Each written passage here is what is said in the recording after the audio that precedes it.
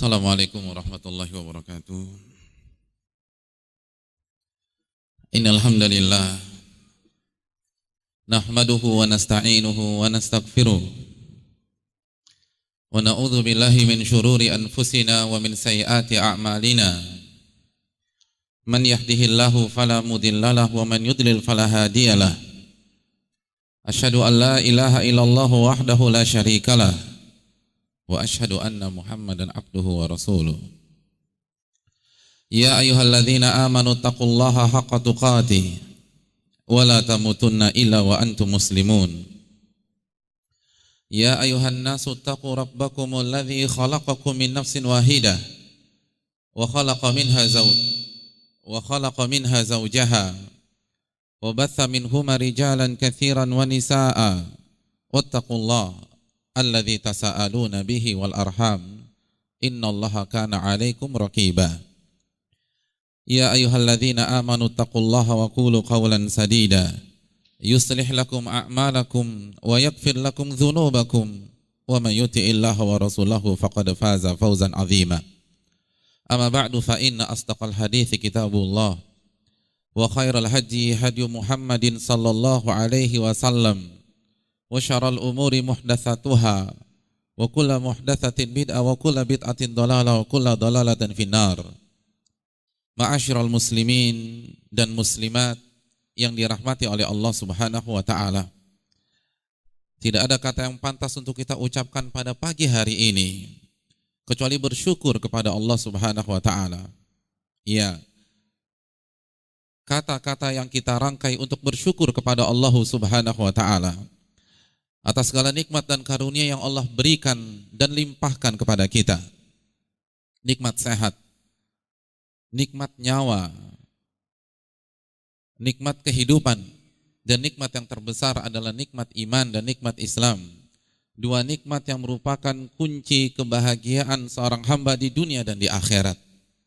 Dan kita bersyukur kepada Allah Subhanahu wa taala karena berkat hidayah, berkat taufik yang Allah berikan kepada kita, kita dapat melangkahkan kaki dan membuka hati untuk datang dan hadir di salah satu taman-taman surga, untuk mengunjungi salah satu rumah-rumah Allah Subhanahu wa taala dalam rangka beribadah, dalam rangka bertaqarrub, dalam rangka meniti jalan pintas menuju surga Allah Subhanahu wa taala.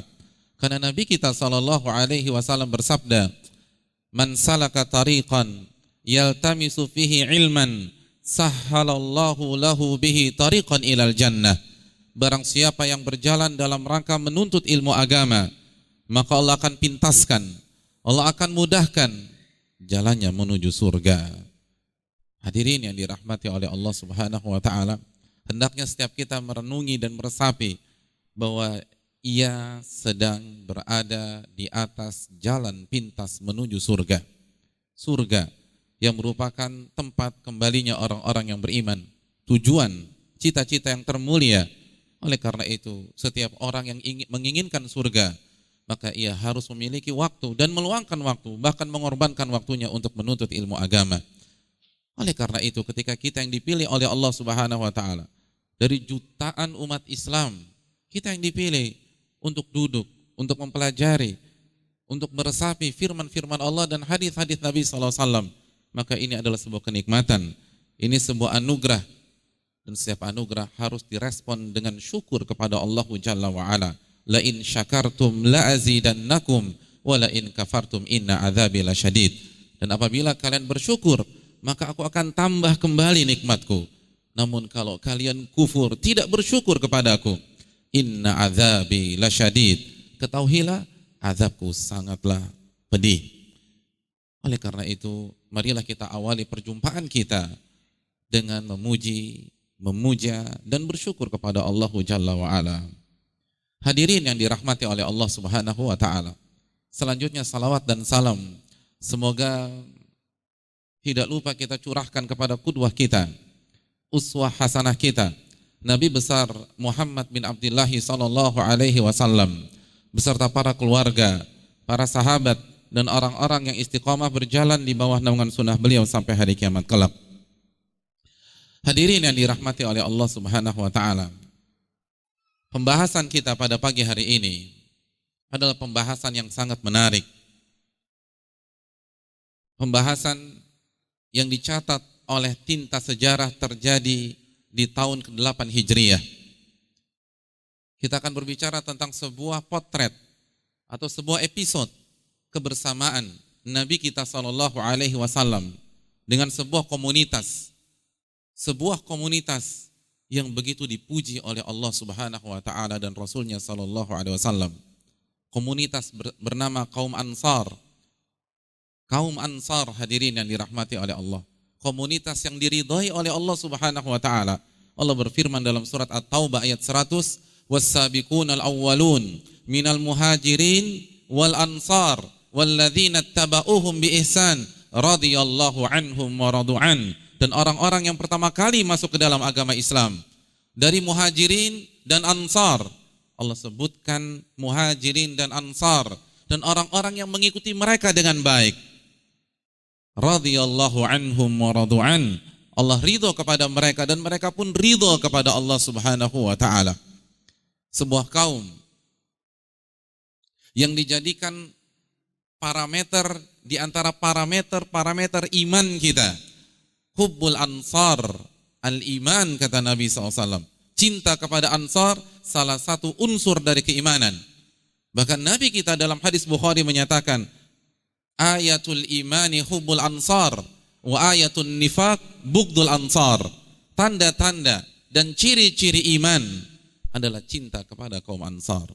Dan tanda-tanda kemunafikan adalah membenci kaum ansar. Hadirin yang dirahmati oleh Allah Subhanahu wa taala.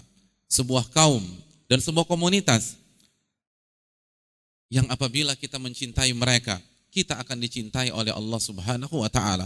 Nabi kita sallallahu alaihi wasallam bersabda dalam hadis riwayat Imam Ahmad, "Man ahabbal ansar ahabbahullah." Barang siapa yang mencintai kaum Ansar, maka Allah akan cinta kepada dirinya. Allah akan cinta kepada kita jika kita mencintai kaum Ansar radhiyallahu taala anhum ajma'in.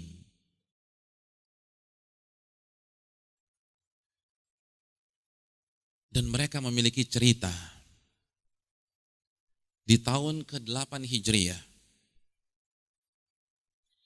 Cerita yang menggugah iman. Cinta yang hendaknya kita jadikan ibrah. Sebuah cerita yang dibahas terus-menerus oleh para ulama dan disampaikan di dalam khutbah-khutbah oleh para khutbah. Karena cerita ini akan menggugah keimanan seorang yang memiliki unsur iman walaupun sebesar biji dzarrah saja. Kejadian tersebut terjadi setelah perang Hunain, tepatnya di Ja'ranah, ketika Nabi kita sallallahu alaihi wasallam dan para sahabat mengakhiri perang yang sangat dahsyat, perang yang begitu seru, karena diawali dengan kekalahan, lalu beliau sallallahu alaihi wasallam dan para sahabatnya mampu memukul balik musuh yang terdiri dari kabilah Hawazin dan Thaqif. Sebuah peperangan yang syarat akan makna, syarat akan hikmah. Namun bukan saat ini kita ceritakan peperangan tersebut. Karena peperangan ini cukup panjang dan waktu tidak cukup. Kita ingin membahas episode setelah peperangan itu berakhir. Peperangan yang merupakan kelanjutan dari Fathu Mekah. Ketika Nabi SAW membuka kota Mekah, maka kabilah Hawazin dan Thaqif mereka khawatir mereka pun akan ditaklukkan oleh Nabi SAW. Dan mereka adalah kabilah besar. Oleh karena itu, sebelum mereka diserang oleh Nabi SAW, mereka berencana untuk menyerang Nabi kita SAW. Dipimpin oleh seorang panglima perang muda usianya kurang lebih 30 tahun, yang bernama Malik bin Aus.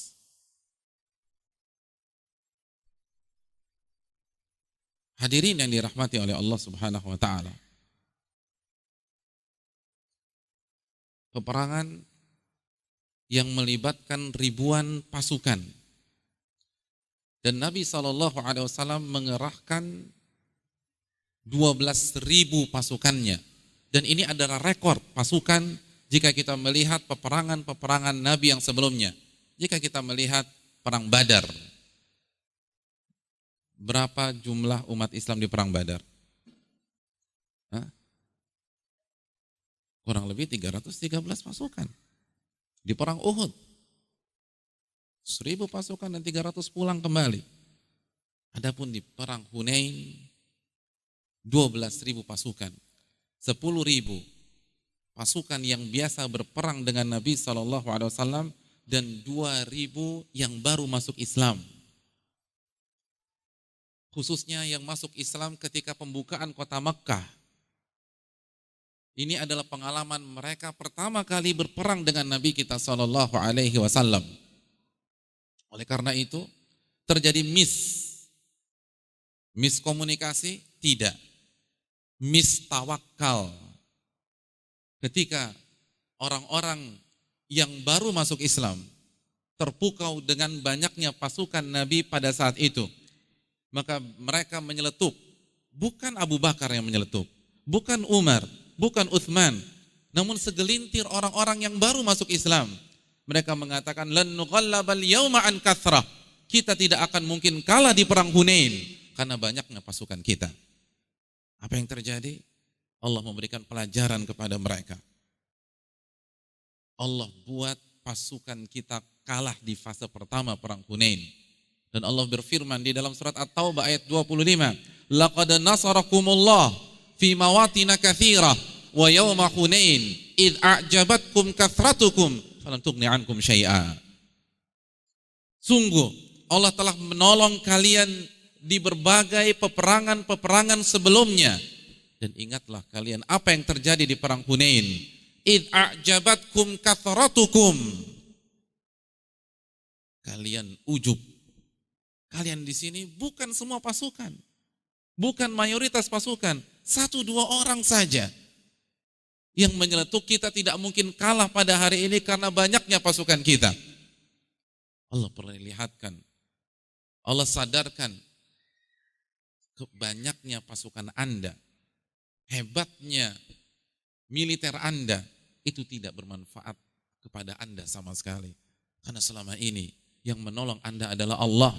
Yang membuat Anda menang di perang Badar adalah Allah. Yang membuat Anda menang di perang Khandaq adalah Allah. Yang membuat Anda bisa membuka kota Mekah adalah Allah Subhanahu wa taala. Laqad nasarakumullah fi mawatin katsirah. Dan sungguh Allah telah tolong kalian di berbagai macam peperangan. Wa yauma Hunain. Dan ingatlah kalian apa yang terjadi di perang Hunain. Id a'jabatkum kathratukum. Ketika sebagian kalian terpukau dengan banyaknya pasukan pada saat itu. 12.000 rekor pasukan Nabi kita sallallahu alaihi wasallam. Maka di fase awal pasukan kita kalah. Mereka kocar-kacir.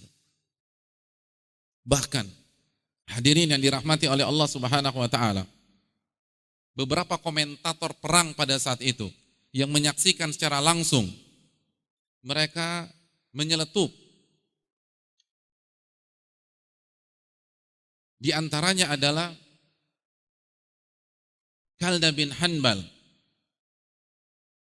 saudara dari Safwan bin Umayyah. Dia masih musyrik pada saat itu. Dia mengomentari peperangan yang sedang terjadi. Kata dia, ala batala sihru.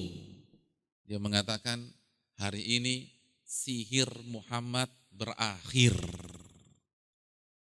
Jadi dia katakan, waktu di perang Badar itu karena sihir mereka menang. Di perang Khandaq karena sihir. Mereka bisa buka kota Makkah itu karena sihir. Hari ini sihir Muhammad dan sahabat-sahabatnya telah usai. Mereka akan kalah mengenaskan di tangan Al-Hawazin. Bahkan Sebagian orang yang baru masuk Islam pun pesimis dan mengatakan kita kalah. Sebagaimana yang katakan Abu Sufyan.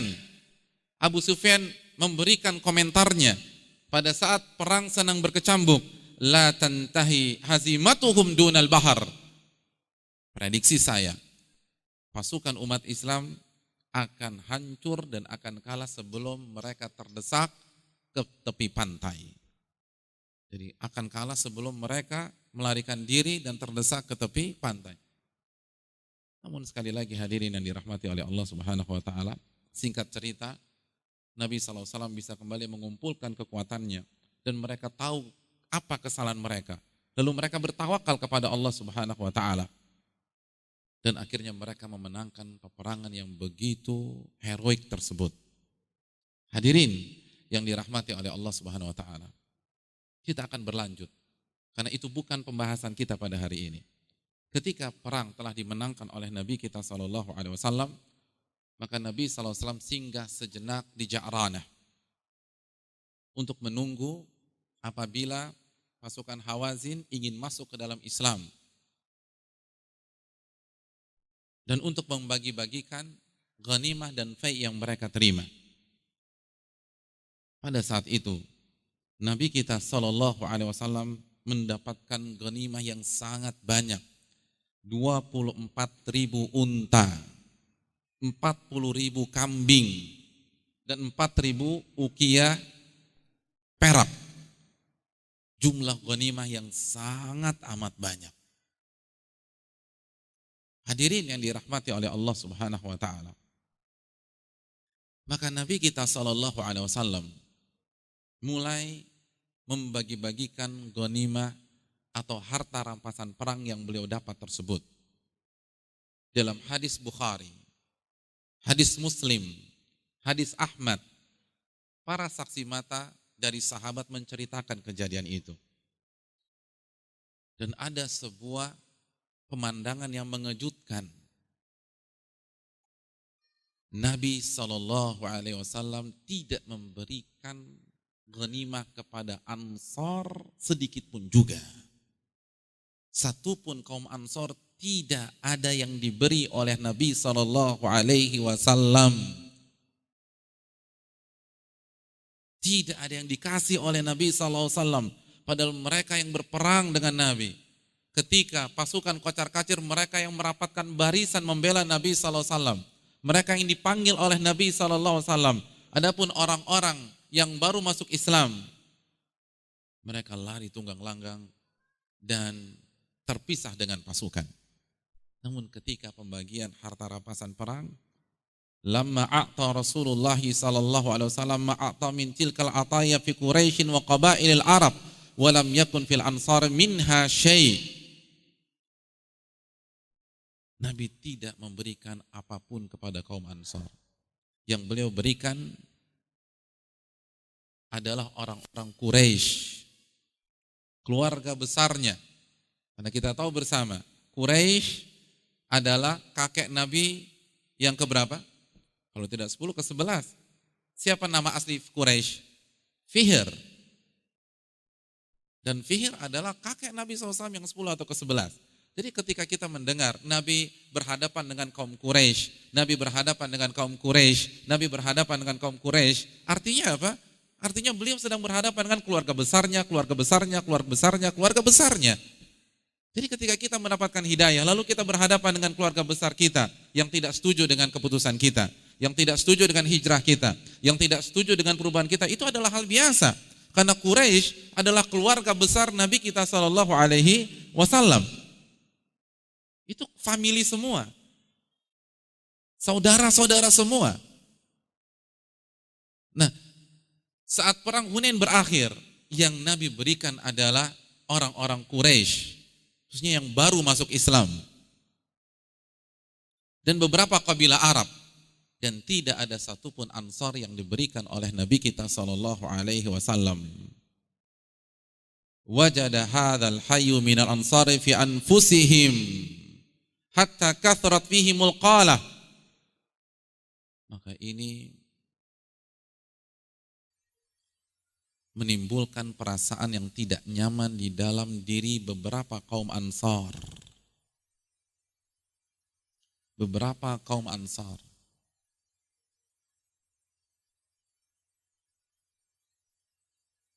Mereka cemburu. Mereka kaget. Nabi tidak memberikan mereka sedikit pun juga. Hadirin yang dirahmati oleh Allah Subhanahu wa taala. Bahkan sebagian mereka sampai mengucapkan celetukan-celetukan yang tidak layak kepada Nabi sallallahu alaihi wasallam. Di antara mereka mengatakan, laqiya Rasulullah sallallahu alaihi wasallam qaumahu. Rasulullah sallallahu alaihi wasallam sudah ketemu dengan keluarga besarnya. Sudah bertemu dengan kaumnya. Artinya apa? Kita dilupain oleh beliau. Beliau sedih, mereka sedih. Kenapa kita ditinggalkan? Kenapa yang dikasih hanya Quraisy, dan Quraisy adalah keluarga besar Rasulullah Sallallahu Alaihi Wasallam. Bahkan sebagian mereka ada yang mengatakan, yaghfirullahu li rasulihi Sallallahu Alaihi Wasallam. Semoga Allah memaafkan Rasulullah. Allahu Akbar. Karena Nabi jelas-jelas telah melakukan kesalahan.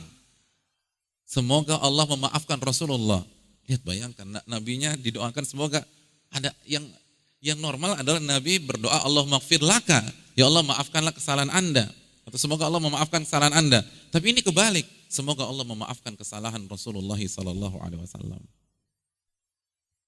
Kenapa demikian? Kalau kita pakai logika manusia secara dunia sangat wajar. Karena mereka yang berperang dan mereka tidak dapat apapun. Adapun orang-orang Quraisy, Abu Sufyan contohnya, Abu Sufyan bin Harb, beliau baru masuk Islam. Bahkan dalam riwayat, ketika peperangan sampai pada titik nadir, beliau bukannya membantu Nabi SAW, justru mundur, cari tempat aman, dan menjadi komentator. Jadi seperti komentator bola. Hadirin hadis sekalian, kita sedang berada di pertempuran. Sekarang pasukan umat Islam terdesak, ada serangan begini, serangan begitu. Dan beliau mengatakan bahwa gimana prediksi Anda Bung Sufyan? Prediksi saya bahwa pasukan peperangan tidak akan sampai ke tepi pantai. Itu prediksi Abu Sufyan. Jadi yang lain sibuk perang, beliau jadi komentator. Itu dalam salah satu riwayat. Karena apa? Karena beliau baru masuk Islam. Dan tidak ada yang boleh mencela Abu Sufyan, karena setelah itu beliau menjadi sahabat sejati. Tapi pada saat itu beliau baru masuk Islam. Tahu berapa yang diberikan Nabi SAW kepada Abu Sufyan? 100 unta. 100 unta. Dan ini unta-unta perang. Kalau satu unta 100 juta, dan 100 juta harga yang biasa untuk unta perang. Sebagian unta perang itu sampai 500 juta, 700 juta, 800 juta. Kalau satu unta 100 juta, berarti berapa yang diberikan oleh Nabi SAW kepada Abu Sufyan? 10 M. Komentator dapat 10 M, lalu antum yang perang gak dapat apa-apa? Tidak berhenti sampai di sana. Nabi juga memberikan putra Abu Sufyan, siapa? Muawiyah bin Abi Sufyan. Berapa? 100 unta. Lalu Nabi juga memberikan kepada Yazid bin Abi Sufyan. Karena Abu Sufyan bilang, ya Rasulullah, bayangkan, Abu Sufyan mengatakan, ya Rasulullah, saya sudah dapat 100 unta. Anak saya mana? Bayangkan 100 unta, anak saya mana? 100 unta 10 M. Antum kalau dikasih orang 10 M, antum masih berani bilang, mana bagian anak saya? Udah lupa, udah 10 M. Abu Sufyan mengatakan, mana anak kebagian buat Muawiyah? Muawiyah dikasih 100 unta. Lalu Yazid bin Abi Sufyan 100 unta. Berarti ayah dan 2 anaknya ini dapat berapa? 300 unta, 30 miliar kurang lebih. Kalau harga satu unta 100 juta. Lalu Nabi SAW memberikan Hakim bin Hizam 100 unta. Harith bin Haris 100 unta. Haris bin Hisham 100 unta. Suhail bin Amr 100 unta. Sofwan bin Umayyah dan Sufyan bin Umayyah itu belum masuk Islam, 100 unta. Dia masih musyrik. Nabi meminjam baju perangnya dan beliau belum masuk Islam, 100 unta. Huwaitib bin Abil Uzza 100 unta.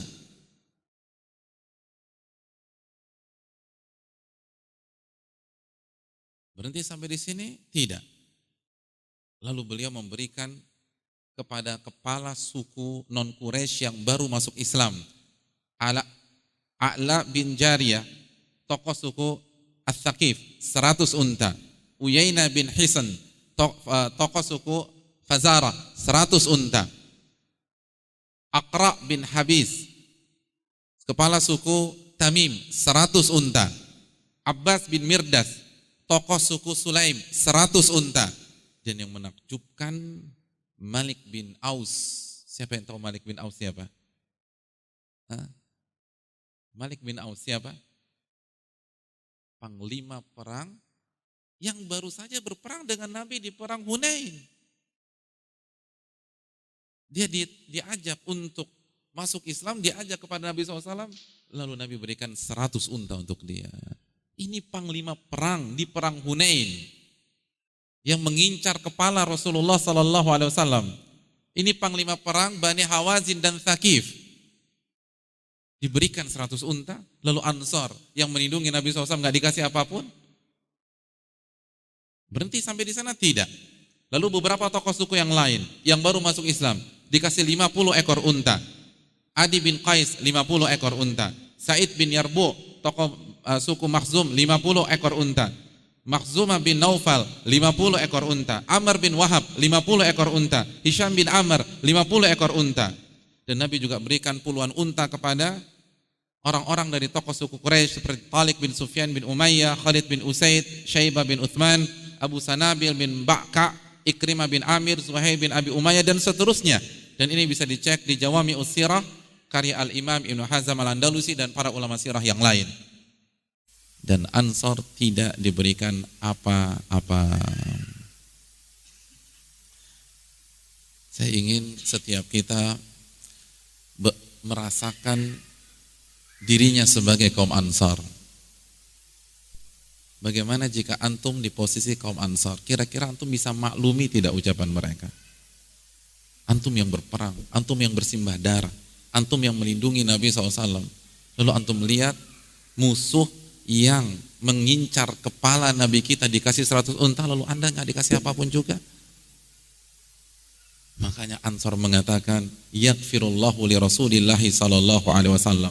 Semoga Allah memaafkan kesalahan Rasulullah sallallahu alaihi wasallam. Yu'ti Quraisyan, beliau memberikan orang-orang Quraisy, wa yatrukuna, dan beliau meninggalkan kita, wa suyufuna taqtur min dimaim, dan darah-darah mereka masih menetes dari pedang-pedang kita. Bagaimana mungkin bisa terjadi? Darah-darah mereka itu masih menetes, masih berbekas di pedang kita. Bukankah Ansor yang berperang melawan Quraisy di perang Badar, di perang Uhud, mereka mengatakan darah-darah mereka masih menetes, lalu mereka dikasih, kita nggak dikasih. Yaghfirullahu li Rasulillahi SAW. Semoga Allah memaafkan Rasulullah sallallahu alaihi wasallam. Sebagian yang lain nyelutup begini, idza kanat syadida fa nahnu nud'a wa yu'ti ghanimata ghairana. Kalau lagi genting saja kita yang dipanggil, tapi ketika bagi-bagi ghanimah mereka yang dikasih.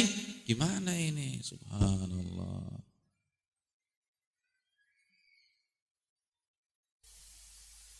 Ya, perkataan yang tajam. Ketika lagi genting kita yang dipanggil sama Nabi, kita yang disuruh perang, tapi giliran enak aja mereka yang dikasih. Allahu Akbar.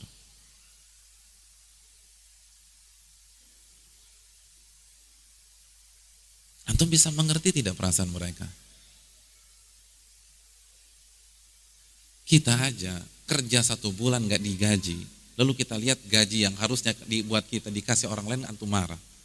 Itu kerja, ini mempertahankan nyawa, ini bersimbah darah, membela Rasulullah SAW. Lalu ketika bagi-bagi harta, mereka yang dikasih. Ini nggak adil, ini tidak fair. Yaghfirullahu li Rasulillahi SAW. Semoga Allah memaafkan kesalahan Rasulullah SAW.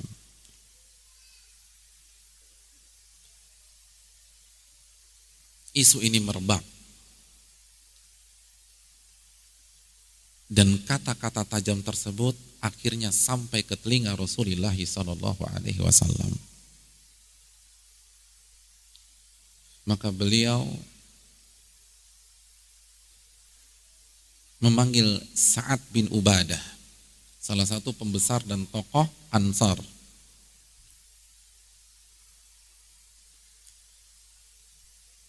Lalu Sa'ad bin Ubadah datang dan menghadap Rasulullah Sallallahu Alaihi Wasallam. Lihat fikih Rasulullah. Yang beliau panggil tokohnya. Beliau tidak bertanya kepada setiap orang, tapi beliau mencari orang yang paling bijak di antara mereka, yang paling mengerti, yang apabila orang ini dipegang semuanya akan ikut. Sa'ad bin Ubadah. Maka Sa'ad bin Ubadah datang menghadap Rasulullah Sallallahu Alaihi Wasallam. Lalu Sa'ad bin Ubadah memberikan laporan, "Ya Rasulullah, wahai Rasulullah, inna hadzal hayya qad wajadu 'alaika fi anfusihim lima sana'ta fi hadzal fay alladhi asabta qasamta fi qaumika wa ataita ataya idhaman fi qabailil arab wa lam yakun fi hadzal hayy minal ansari syai'." Ya Rasulullah, terjadi ketidaknyamanan di dalam hati banyak kaum Ansar karena kebijakan engkau saat engkau membagi-bagikan ghanimah dan fai' tersebut. Engkau berikan kepada keluarga besarmu. Siapa yang dimaksud? Quraisy. Engkau berikan kepada kabilah-kabilah Arab. Bahkan mantan panglima musuh yang memerangi kita di perang Hunain engkau kasih 100 unta. Lalu engkau tidak kasih sedikit pun kepada kaum Ansar.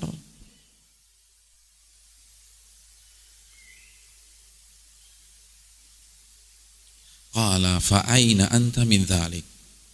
Ketika baginda Rasul mendengar ucapan Sa'ad bin Ubadah, beliau menanya atau beliau bertanya dengan pertanyaan yang sangat tajam.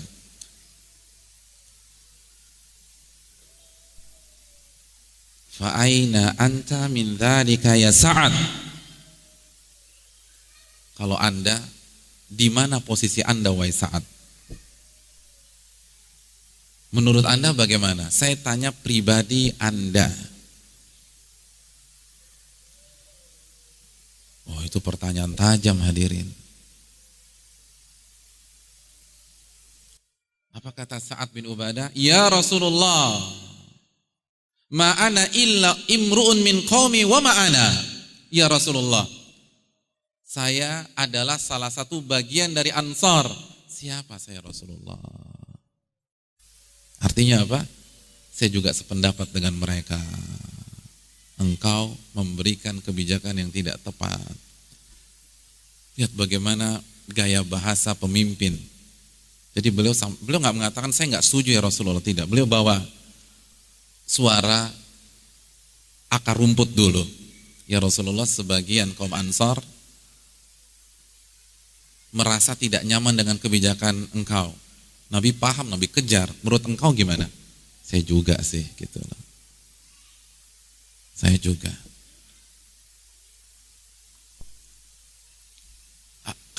Tapi lihat bagaimana jawaban dari Sa'ad bin Ubadah. Beliau tidak mengatakan saya juga. Beliau mengatakan saya hanyalah salah satu bagian dari kaum Ansar. Saya bukan siapa-siapa. Qala fajma' li qaumaka fi hadhil hadhirah. Kumpulkan kaummu di lahan ini. Nabi merasa ini udah enggak benar. Kalau orang setokoh Sa'ad bin Ubadah, sebijak Sa'ad bin Ubadah sudah merasa hal demikian, maka berarti kita harus bicara. Tapi kalau 1-2 orang ya udah biarin aja. Tapi kalau Sa'ad bin Ubadah sudah setuju, berarti kita harus selesaikan masalah ini. Kumpulkan seluruh kaum Ansar, saya ingin bicara. Qala fa kharaja Sa'ad fa jama'an nasu fi tilkal hadhirah. Maka Sa'ad bin Ubadah keluar dan mengumpulkan kaum Ansar, mengumpulkan timnya, komunitasnya, orang-orang yang memang asli Madinah, kaum Ansar. fajama'an nas fi tilkal hadira, maka mereka semua berkumpul di lokasi yang telah ditetapkan oleh Rasulullah sallallahu alaihi wasallam. Qala faja'a rijalun minal muhajirin, dan ternyata di antara mereka datang juga orang-orang muhajirin. Jadi ternyata sebagian orang muhajirin ikut datang. Fatarakahum fadakhalu wa ja'a akharun faraddahum. Maka ketika sebagian orang muhajirin datang, maka Nabi SAW meminta mereka untuk pulang. Meminta mereka untuk pulang. Lihat bagaimana Nabi SAW memiliki konsep komunikasi. Orang muhajirin gak ada urusannya, gak usah ikut-ikutan. Ini urusan saya dengan kaum Ansar. Dikhawatirkan nanti timbul salah paham. Dikhawatirkan timbul rivalitas, kesukuan dan seterusnya. Dan Nabi tidak mau mempermalukan Ansar di hadapan muhajirin. Ini urusan saya dengan Ansar. Muhajirin gak boleh ikut. Karena saya mau mendudukan masalahnya. Hadirin yang dirahmati oleh Allah Subhanahu wa taala. Falamma ijtama'u atahu Sa'ad faqal, qad ijtama'a laka hadzal hayyu minal ansar. Maka ketika seluruh kaum Ansar sudah berkumpul dan hanya Ansar, tidak ada muhajirin, maka Sa'ad menghadap Rasulullah SAW dan saat mengatakan bahwa seluruh kaum Ansar telah datang, telah hadir, telah berkumpul dan menunggu instruksimu wahai Rasulullah. Qala fa'atahum Rasul SAW. Maka Nabi mendatangi kaum Ansar, lalu beliau memulai pembicaraannya dengan memuji Allah Subhanahu wa taala, dengan menyanjung Allah Subhanahu wa taala, dengan pujian-pujian yang memang layak dipersembahkan kepada Allah Jalla wa ala. Lalu beliau memulai ke inti masalah. Ya ma'syaral ansar, maqalatun baghalatni ankum, wajidatun wajadtumuha fi anfusikum.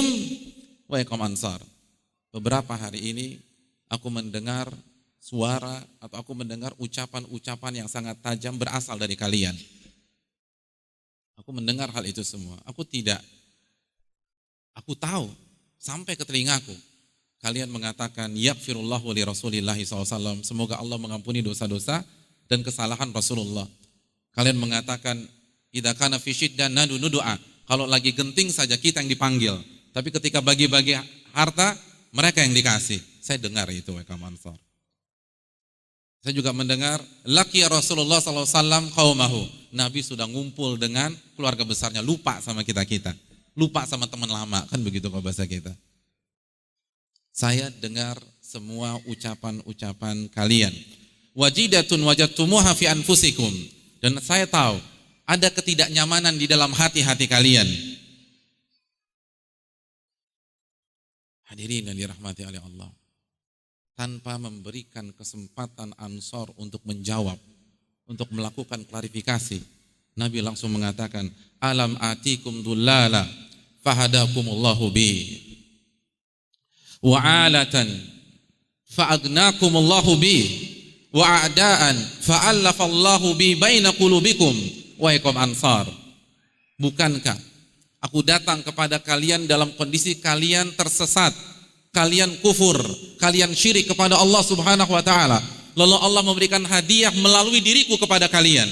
Ingat itu kaum Ansar.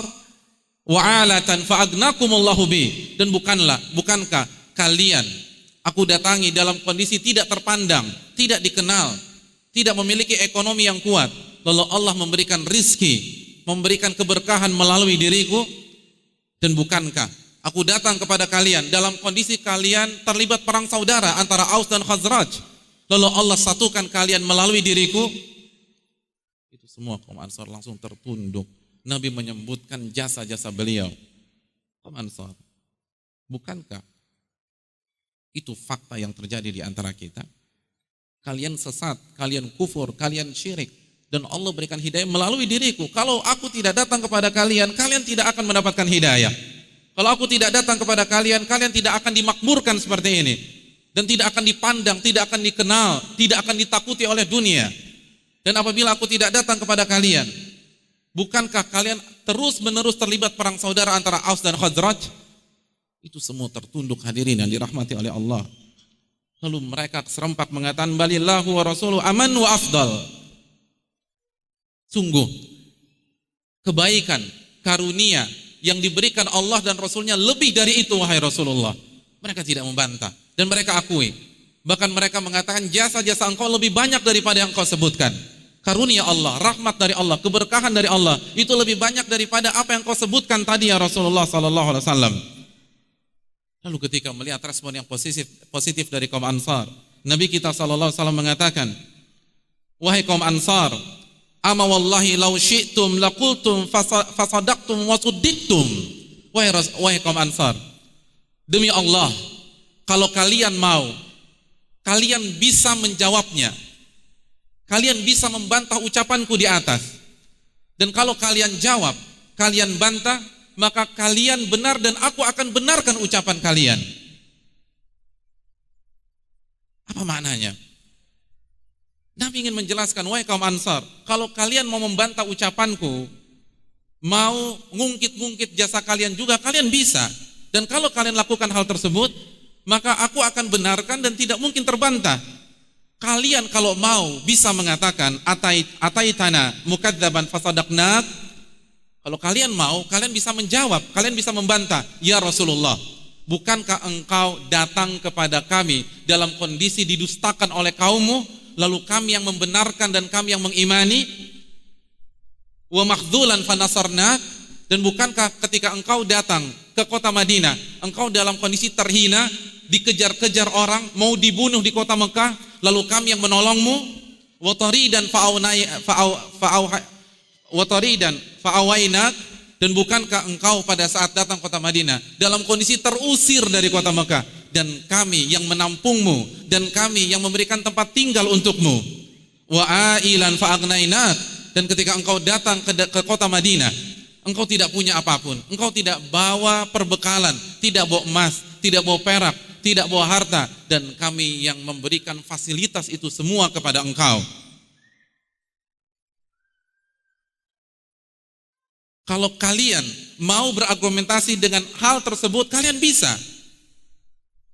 Dan lihat apa yang disebutkan Nabi SAW, 4 perkara. Padahal Nabi mengungkit berapa jasa? 3 jasa. Nabi mengatakan, bukankah aku datang ketika aku datang kepada kalian, kalian dalam kondisi tersesat, lalu Allah memberikan hidayah melalui diriku, itu 1.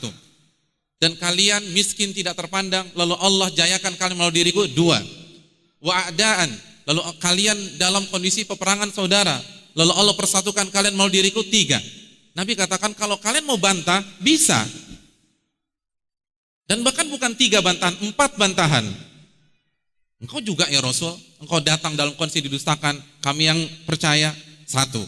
Engkau dalam kondisi terhina, kami yang menolong, 2. Engkau terusir, lalu kami yang menampung, 3. Engkau tidak punya apapun dan kami yang memfasilitasi, 4. Kalau kalian mau ucapkan itu, kalian bisa wahai kaum Ansar. Tapi aku tahu kalian gak mau mengatakannya. Tapi aku tahu kalian tuh baik. Dan bukan maksud aku mengungkit-ungkit jasaku. Karena kalau aku ungkit jasa aku, kalian juga bisa mengungkit jasa kalian. Bukan itu masalahnya. Saya datang ke sini bukan untuk menjelaskan jasa-jasa saya, karena saya tahu kalau saya sebutkan jasa saya, kalian juga bisa bantah. Dan kalian juga bisa sebutkan jasa-jasa kalian, dan saya nggak bisa bantah. Bukan itu maksud aku menyebutkan hal di atas.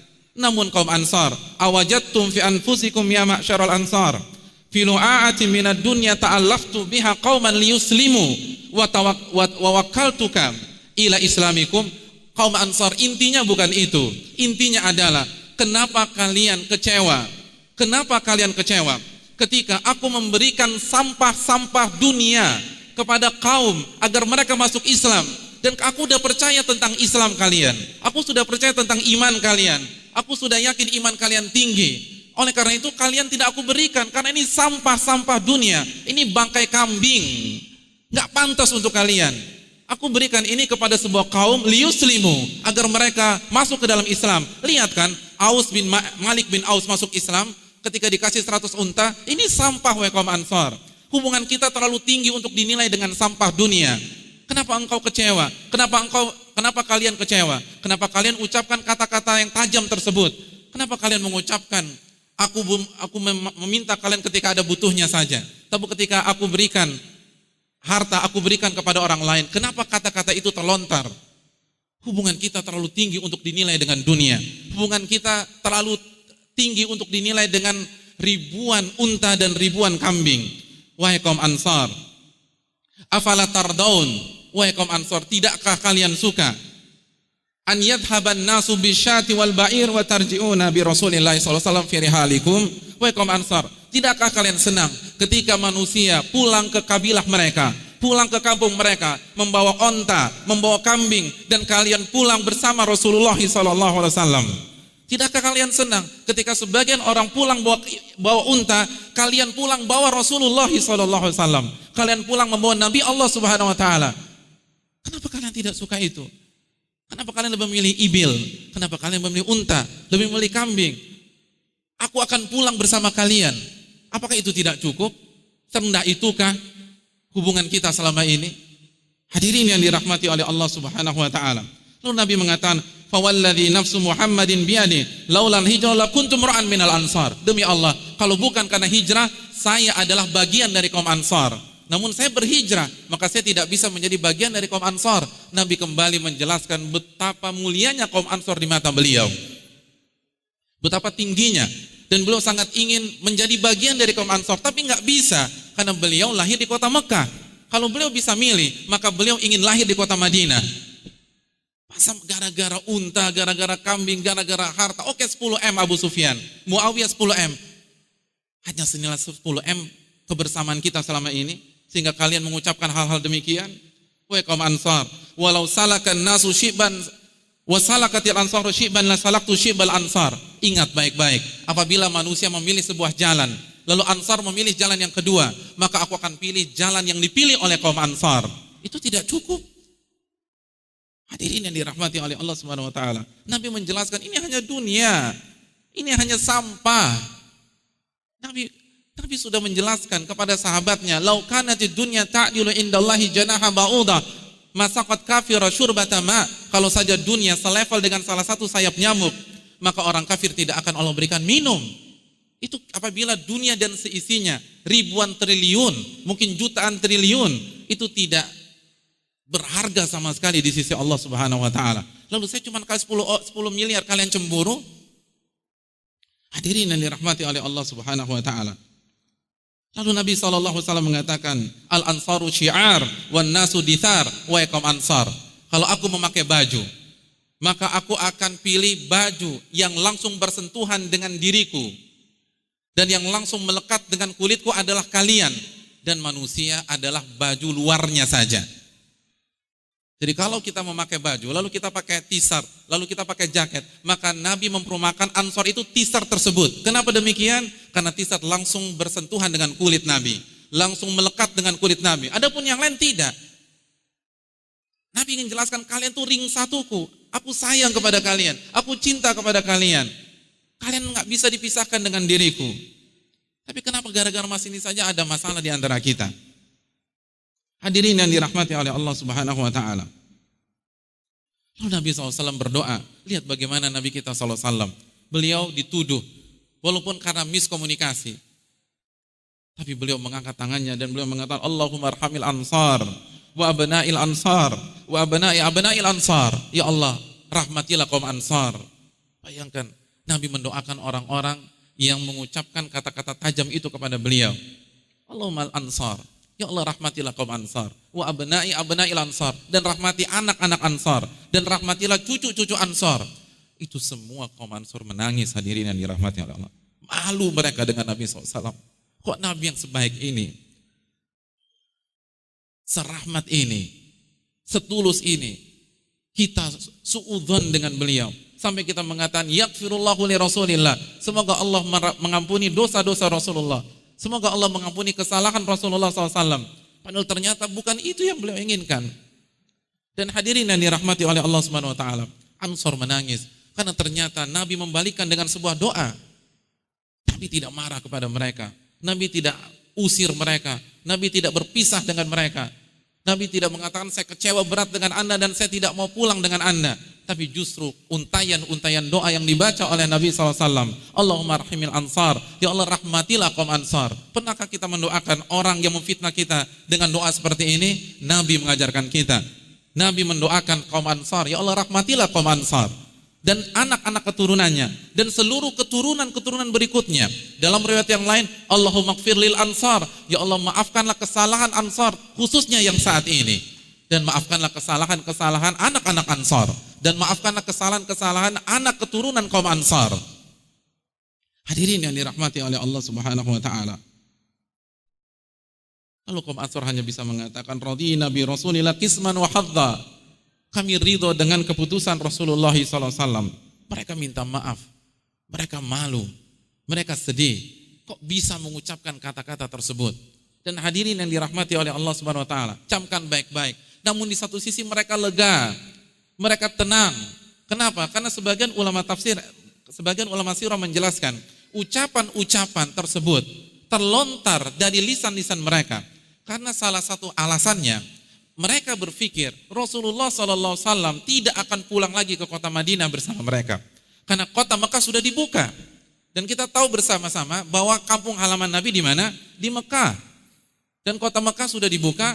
Dan indikasi berikutnya adalah yang dikasih hanya orang Mekah. Yang dikasih hanya orang Quraisy. Yang diberikan hanyalah kabilah-kabilah mereka.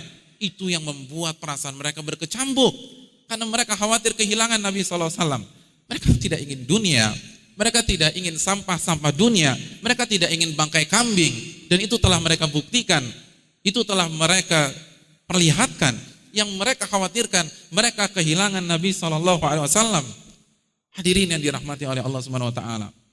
Oleh karena itu ketika Nabi mengatakan, araditum, apakah kalian tidak suka ketika orang-orang dan manusia-manusia pergi membawa unta ke rumah mereka, kalian pulang kota Madinah membawa Rasulullah SAW? Itu benar-benar membuat hati mereka tenang, hati mereka terharu, hati mereka bangga. Dan ini pertanyaan kepada kita hadirin sekalian, tidakkah kita bangga ketika kita pulang ke kajian kita membawa sunnah Nabi SAW? Tidakkah kita gembira ketika seseorang membawa mobil mewahnya, membawa motor mewahnya ke kantornya, sedangkan kita membawa sunnah Nabi SAW dalam pakaian kita, dalam atribut kita, dalam pakaian dan penampilan kita. Ketika seseorang dengan bangga membawa gadgetnya, kita bangga membawa firman-firman Allah Subhanahu Wa Taala. Inilah kaum Ansar yang dijelaskan oleh Nabi kita SAW. Oleh karena itu mereka menangis, bukan hanya menangis kecewa, tapi menangis bahagia. Ternyata yang kami khawatirkan sebelumnya, bahwa Nabi tidak mau pulang ke kota Madinah, Nabi mau tinggal di kota Mekah. Dan itu diperkuat menurut kami dengan dibagi-bagikannya ghanimah hanya kepada orang-orang Mekah, semua keliru, semua salah. Karena pada hakikatnya Nabi hanya memberikan sampah-sampah dunia agar mereka masuk ke dalam Islam. Hadirin yang dirahmati oleh Allah, tsumma sarafa Rasulullah sallallahu alaihi wasallam wa tafarraqna. Maka pada saat Ansor sudah memahami masalahnya, Nabi kita sallallahu alaihi wasallam pun masuk ke dalam tendanya dan mereka pun membubarkan diri. Hadirin yang dirahmati oleh Allahu Jalla wa'ala, inilah kisah yang disampaikan oleh Imam Ahmad dalam kitab Musnadnya, kisah yang disampaikan Imam Bukhari dalam kitab Sahihnya, kisah yang disampaikan Imam Muslim dalam kitab Sahihnya, dan beberapa para ulama hadis dan para ulama sirah di dalam buku-buku mereka. Ada beberapa hikmah yang hendaknya kita catat dan kita jadikan oleh-oleh dari kisah yang mampu membuat mata-mata orang setegar kaum Ansar berlinangan air mata. Yang pertama, hadirin yang dirahmati oleh Allah, dari kisah ini kita menarik sebuah pelajaran besar, bahwa kemungkinan terjadi miskomunikasi dan salah paham di antara umat Islam itu besar. Termasuk yang sudah belajar agama, termasuk yang sudah masuk ke kancah dakwah, termasuk orang yang sudah punya ilmu. Ini perlu kita camkan baik-baik, bahwa kemungkinan terjadi miskomunikasi, terjadi salah paham di antara umat Islam itu kemungkinannya sangat besar. Kalau ini bisa terjadi antara Ansar dan Rasulullah SAW, bagaimana dengan kita? Nabi saja sempat disuudzonin oleh kaum Ansar, dalam tanda kutip. Tapi sekali lagi saya ingatkan, jangan ada yang berkata-kata kasar dengan kaum Ansar. Karena itu tadi, Mereka terbawa suasana, takut kehilangan Rasulullah sallallahu alaihi wasallam. Mereka terbawa suasana karena sangat sayang kepada Nabi SAW, bukan mengharapkan dunia. Bagaimana mereka mengharapkan dunia? Bukankah Abdurrahman bin Auf diberikan salah satu kebun dan salah satu, atau ditawarkan salah satu kebun dan salah satu istri dari kaum Ansar? Bukankah kaum Muhajirin diservis oleh kaum Ansar dan Nabi diberikan tanah dan rumah oleh kaum Ansar? Mereka tidak ingin dunia. Mereka saking sayang kepada Nabi SAW. Itu bisa terjadi miss loh. Bisa terjadi salah paham. Oleh karena itu, hadirin yang dirahmati oleh Allah Subhanahu wa taala, perlu kita camkan baik-baik bahwa potensi miskomunikasi antara sesama umat Islam, antara sesama jamaah atau jamaah dengan koordinator, atau koordinator dengan jamaah, atau ustadz dengan jamaah, jamaah dengan ustadznya, jamaah dengan koordinatornya, peluangnya sangat besar. Oleh karena itu syaitan mengambil lubang ini untuk dimanfaatkan. Nabi SAW bersabda dalam hadis Imam Tirmidzi, Nabi mengatakan, inna syaitan qad ya'isa an ya'budahul musallun illa fi tahrishi bainahum. Syaitan telah putus asa diibadahi oleh orang-orang yang sholat. Di antara makna orang-orang sholat adalah orang-orang yang bertauhid. Saya ingin bertanya kepada hadirin sekalian, apabila kita sudah belajar tauhid, mau tidak kita beribadah kepada Rasulullah SAW? Antum mau tidak diminta sujud kepada Nabi? Tidak. Kenapa? Karena kita tahu ini sebuah kesyirikan. Kalau beribadah kepada Nabi saja kita tidak mau, apalagi beribadah kepada syaitan. Makanya Nabi mengatakan syaitan telah putus asa diibadahi oleh orang-orang yang bertauhid. Walakin fitahrishi bainahum. Namun dia punya plan mengadu domba di antara mereka. Mengadu domba, dibuat salah paham, dibuat miskomunikasi. Oleh karena itu ini diwanti-wanti oleh Allah dalam surat Al-Isra. Allah berfirman dalam surat Al-Isra ayat 52 atau 53, tolong dicek. Wa qul li ibadi yaqulu allati hiya ahsan inna syaitana yanzagu bainahum. Katakan kepada hamba-hambaku, jika mereka berbicara, jika mereka berkomunikasi, maka gunakanlah bahasa komunikasi yang terbaik. Yaqulul lati hiya ahsan. Ahsan itu bukan lebih baik, tapi terbaik. Kalau kita boleh mengutip istilah dalam dunia bahasa Inggris, ahsan itu bukan komparatif, tapi superlatif. Ahsan, terbaik. Jadi kalau kita ingin bicara, kita ingin membangun sebuah komunikasi dengan siapapun, maka gunakanlah bahasa yang terbaik. Kenapa demikian? Inna syaitana yanzagu bainahum. Karena syaitan itu gemar mengadu domba di antara kalian. Jangan mentang-mentang, dia kan sudah ngaji, ya sama-sama tahu lah. Nggak bisa. Nabi saja sempat mendapatkan ucapan, fi halati syiddah nahnu nud'a. Pas lagi genting aja kita yang dipanggil. Giliran pas bagi-bagi duit, kita dilupakan. Itu Nabi SAW, apalagi kita, apalagi seorang ulama, apalagi seorang kiai, apalagi seorang ustadz, apalagi kita jamaah atau koordinator. Gunakan bahasa yang terbaik dan sarana komunikasi yang terbaik dan bahasa komunikasi yang terbaik dan suasana komunikasi yang terbaik, karena potensi miskomunikasi dan salah paham di antara umat Islam itu besar. Maka marilah kita masing-masing menggunakan bahasa yang terbaik. Itu hikmah yang pertama. Hikmah yang kedua, hadirin yang dirahmati oleh Allah. Kisah ini menunjukkan salah satu sunnah Nabi SAW adalah melakukan klarifikasi jika ada kesalahpahaman, jika ada ketika Nabi SAW melihat ada miskomunikasi yang ada di benak sebagian kaum Ansar, maka beliau tidak diam dan membiarkan kesalahpahaman itu mengkristal di dalam hati kaum Ansar. Beliau melakukan klarifikasi. Dan perlu kita ingat, kata sebagian para ulama, Nabi melakukan klarifikasi bukan karena beliau sakit hati, tidak. Bukan karena beliau tersinggung. Namun sebuah tujuan yang sangat mulia. Karena beliau ingin menjaga perasaan kaum Ansar. Beliau ingin menjaga keimanan kaum Ansar. Karena suudzon dengan Nabi dosa kecil atau dosa besar? Dosa besar, salah. Karena kalau kesalahpahaman ini dibiarkan dan mengkristal, ini bisa menggerogoti dan menyakiti iman mereka. Itu yang tidak Nabi mau. Makanya Nabi nggak pernah minta maaf. Antum harus minta maaf sama ana nih. Ana baik-baik sama antum justru suudzon sama ana. Nggak bilang begitu. Nabi nggak pernah bilang demikian. Begitu Ansor sudah pan insarafa.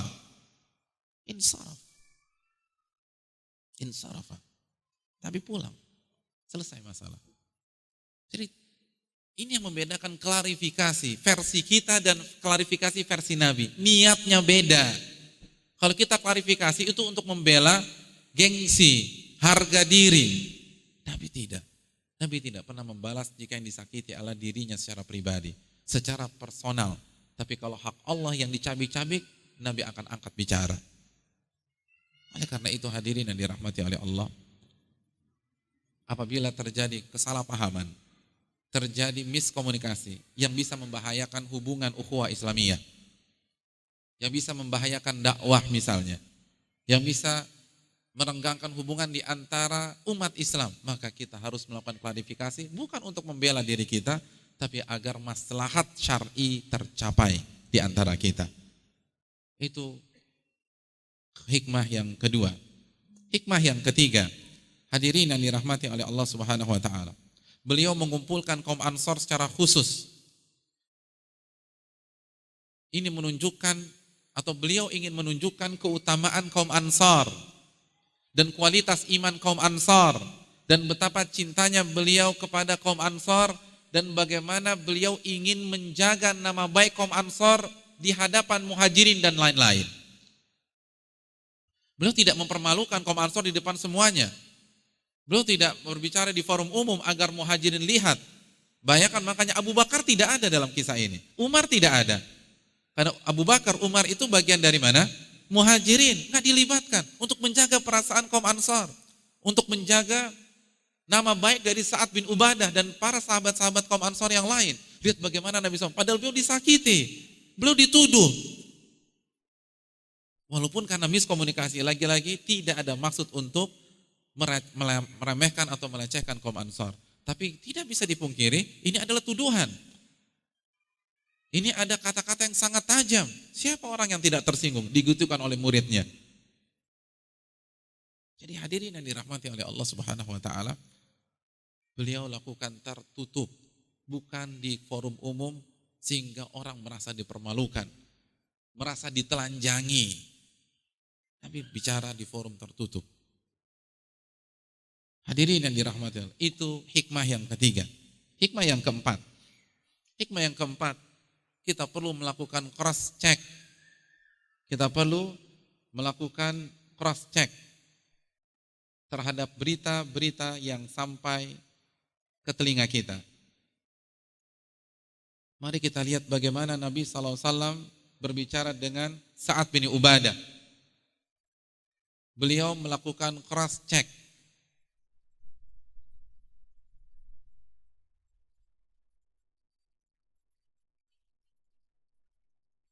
Lalu hadirin yang dirahmati oleh Allah, lalu ketika beliau mengumpulkan kaum Ansar, lagi-lagi beliau melakukan cross check. Maqalatun balagatni ankum wajidatun wajadtumuha fi anfusikum, telah sampai ke telingaku ucapan-ucapan kalian dan saya telah mengerti apa yang kalian rasakan. Beliau sampaikan dulu dengan harapan kalau keliru pasti ada yang menyanggah, tapi ternyata nggak ada yang menyanggah. Semua tertunduk, semua membisu. Ini pentingnya cross check. Makanya Allah berfirman dalam surat Al-Hujurat ayat 6, ya ayyuhalladzina amanu in ja'akum fasikun binaba'in fatabayyanu. Wahai orang-orang beriman, jika datang fasik membawa berita maka bertabayunlah. Apa arti tabayun? Cross checklah. Dan yang menarik, apa arti fasik di dalam ayat ini? Saya ingin bertanya kepada hadirin. Allah berfirman, jika datang fasik membawa berita maka cross checklah. Pertanyaannya, apabila yang membawa berita tersebut orang soleh, penghafal Quran, perlu kita cross check lagi apa tidak? Ayatnya apa? Jika datang fasik kepada kalian maka cross checklah. Pemahaman terbalik atau mafhum mukhalafah atau dalam ilmu usul fikih dinamakan dalilul khitab. Jika orang soleh yang membawa berita perlu cross check apa tidak? Perlu cross check apa tidak? Tidak perlu cross check. Oleh karena itu ulama mengatakan pemahaman terbalik di dalam ayat ini tidak berlaku. Tidak berlaku. Karena walaupun yang membawa berita orang soleh, tetap kita harus cross check. Ini dijelaskan oleh salah satu pemateri di Masjid Nabawi ketika musim haji. Seorang syekh, seorang ulama, muftinya Universitas Islam Madinah, Syekh Sulaiman Ar-Ruhaili. Beliau menjelaskan, catat baik-baik hadirin sekalian, bahwa fasik dalam surat Al-Hujurat ayat 6 itu bermakna dua. Yang pertama, orangnya fasik atau narasumbernya fasik atau pembawa beritanya fasik, maka cross check. Jadi makna yang pertama dari hadis ayat ini, jika orang fasik memberikan berita maka cross check lah. Itu makna yang pertama, pembawa beritanya fasik, informannya fasik. Ngomong-ngomong, apa arti fasik hadirin? Fasik adalah orang yang melakukan dosa-dosa besar dan dia belum bertobat, itu fasik. Makna yang kedua, fasik di dalam ayat ini adalah beritanya fasik. Dan bisa jadi berita fasik dibawakan oleh orang soleh.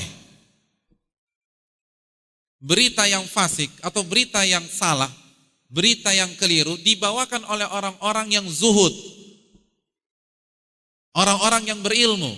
Saya ingin tanya kepada hadirin sekalian, oke, dia orang soleh, tapi apakah orang soleh tidak bisa lupa? Orang soleh bisa lupa apa tidak? Bisa. Yang melakukan Ahmad, lalu dia cerita 2 minggu kemudian, lupa. Dia bilang Muhammad. Salah. Yang harusnya salah si Ahmad, ngomongnya Muhammad. Ketika di cross check, ya Allah saya lupa. Yang melakukannya itu Muhammad, saya nggak ada maksud nuduh Muhammad. Tapi ini karena kelupaan saya.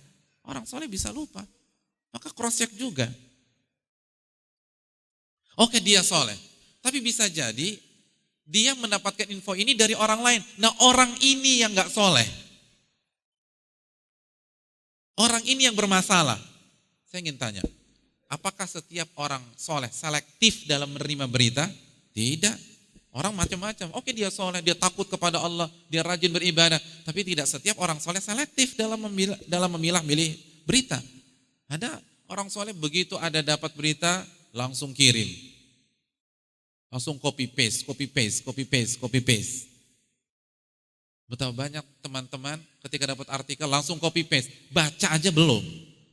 Ketika ditanya, kok artikel antum bilang begini, yang mana ya? Yang kemarin, oh Anda belum baca, banyak kan belum baca main kirim aja. Padahal orang itu soleh, itu rajin ngaji. Hadirin sekalian, cross check ini penting, jangan telan mentah-mentah. Apalagi berita-berita yang berkaitan dengan orang-orang soleh, orang-orang yang berpegang teguh dengan sunnah-sunnah Nabi SAW. Berita-berita yang berkaitan dengan ahli ilmu atau fatwa-fatwa yang disampaikan para ulama, itu cross check dulu, jangan langsung diterima. Ini yang perlu kita camkan baik-baik. Lihat bagaimana Nabi, ini Nabi loh. Beliau berhadapan dengan kaum Ansar. Kaum Ansar bisa miss padahal radhiyallahu anhum wa radu'an. Kaum yang mendapatkan rekomendasi di dalam At-Taubah ayat 100, itu bisa miss. Artinya apa? Allah ingin menjelaskan bahwa kaum Ansor adalah manusia-manusia yang sama dengan kita dari satu sisi. Mereka humanis. Namun mereka diberikan kelebihan dengan keikhlasan, ketulusan, iman yang menjulang. Mereka tidak maksum secara personal. Kalau itu dialami di masa Nabi, bagaimana di masa kita? Banyak masalah ternyata hanya miskomunikasi. Banyak masalah karena salah paham, karena isu yang merebak. Maka cross checklah terlebih dahulu. Walaupun yang menyampaikan sahabat kita yang gak pernah ketinggalan sholat 5 waktu. Walaupun yang menyampaikan tetangga kita yang tidak pernah ketinggalan tahajud. Walaupun yang menyampaikan misalnya guru kita yang kita yakini keilmuannya. Tapi hadirin, khususnya berbicara dalam masalah fitnah, kita butuh cross check. Karena orang bisa salah. Dan tidak ada maksud suudzon kepada siapapun. Ini yang perlu kita camkan baik-baik. Hikmah yang kelima.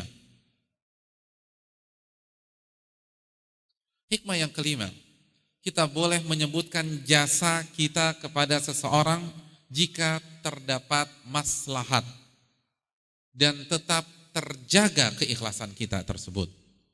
Jadi kita boleh menyebutkan jasa kita kepada seseorang jika terdapat maslahat dan kita bisa menjaga keikhlasan kita. Lihat Nabi SAW, alam atikum dullalan fahadakumullahu bi. Bukankah ketika aku datang kepada kalian wahai kaum Ansor, kalian tersesat, lalu Allah berikan petunjuk melalui diriku? Itu jasa Nabi atau tidak? Itu jasa Nabi. Nabi sebutkan. Wa'alatan, dan kalian itu miskin, gak terkenal, gak ada yang tahu penduduk kota Madinah. Tapi begitu aku datang, kalian terpandang di seluruh jazirah Arab. Ini jasa. Wa'adaan, dan kalian berperang satu dengan yang lain. Aus dan Khazraj tidak pernah kompak. Dan pertama dalam sejarah mereka bersatu di bawah kepemimpinan Nabi kita SAW. Bukankah itu jasa? Nabi sebutkan jasa beliau. Tapi bukan untuk mengungkit, bukan untuk pamer, bukan untuk menekan orang. Makanya Nabi mengatakan, wallahi lau syi'tum, demi Allah, kalau kalian mau, kalian bisa jawab. Dan kalau kalian jawab, kalian bisa bantah saya dengan 4 alasan, 4 jawaban. Fala sadaqtum wa suddiktum. Dan bantahan kalian benar dan saya akan terima. Jadi ini menunjukkan Nabi gak punya tendensi. Buktinya begitu Nabi ungkit jasanya, Nabi mengatakan dengan tegas secara langsung, kalian kalau mau ungkit-ungkit juga bisa loh. Dan saya gak bisa bantah. Saya gak bisa bantah. Oleh karena itu maksud saya bukan ini. Maksud saya bukan ini. Saya ingin menjelaskan hubungan kita ini gak bisa dibantahkan. Kita udah menjalani masa-masa sulit bersama. Kita saling bahu-membahu untuk kemuliaan agama Allah Subhanahu wa taala. Saya kasih ini, itu sampah dunia. Bukan karena saya lebih sayang kepada mereka daripada kepada kalian, bukan itu. Gak ada hubungannya dengan itu. Jadi hadirin sekalian, diperbolehkan. Diperbolehkan kita sebutkan. Misalnya ketika kita dituduh melakukan penipuan, kita sebutkan, kalau saya ingin menipu Anda, ingat tidak bulan lalu? Itu peluang saya nipu Anda, tapi saya tidak lakukan. Ingat tidak, tahun lalu? Saya bisa nipu Anda, tapi saya tidak lakukan. Kenapa sekarang mau nipunya? Harusnya tahun lalu saya tipu Anda, tapi itu tidak saya lakukan. Jadi untuk klarifikasi, untuk menjelaskan ada maslahatnya diperbolehkan sebagaimana yang diucapkan, yang disampaikan Nabi SAW. Karena sekali lagi manusia perlu diingatkan. Manusia ini kan hobinya lupa. Dan penyakit kita kan lupa kebaikan orang. Kalau kekurangan orang tuh diingat terus puluhan tahun. Tapi kalau udah kebaikan, jasa, udah cepat lupa. Udah lupa kebaikan orang, suudzon lagi dengan orang. Jadi terkadang harus diingatkan dan gak ada tendensi apapun. Hanya sekedar ingat loh, hubungan kita ini udah kayak saudara. Kalau saya mau nipu Anda dari dulu saya nipu Anda. Ingat gak ketika saya menyelamatkan Anda dari tabrakan tersebut. Kalau saya benci sama Anda, saya udah geletakin aja. Bukan itulah maksud saya. Jadi banyak hal-hal yang bisa kita kembangkan. Sekali lagi menyebutkan jasa kepada seseorang dalam rangka maslahat dan tetap menjaga keikhlasan. Itu tidak masuk ke dalam kategori man. Sebagaimana firman Allah, tubtilu shadaqatikum bil manni wal adha.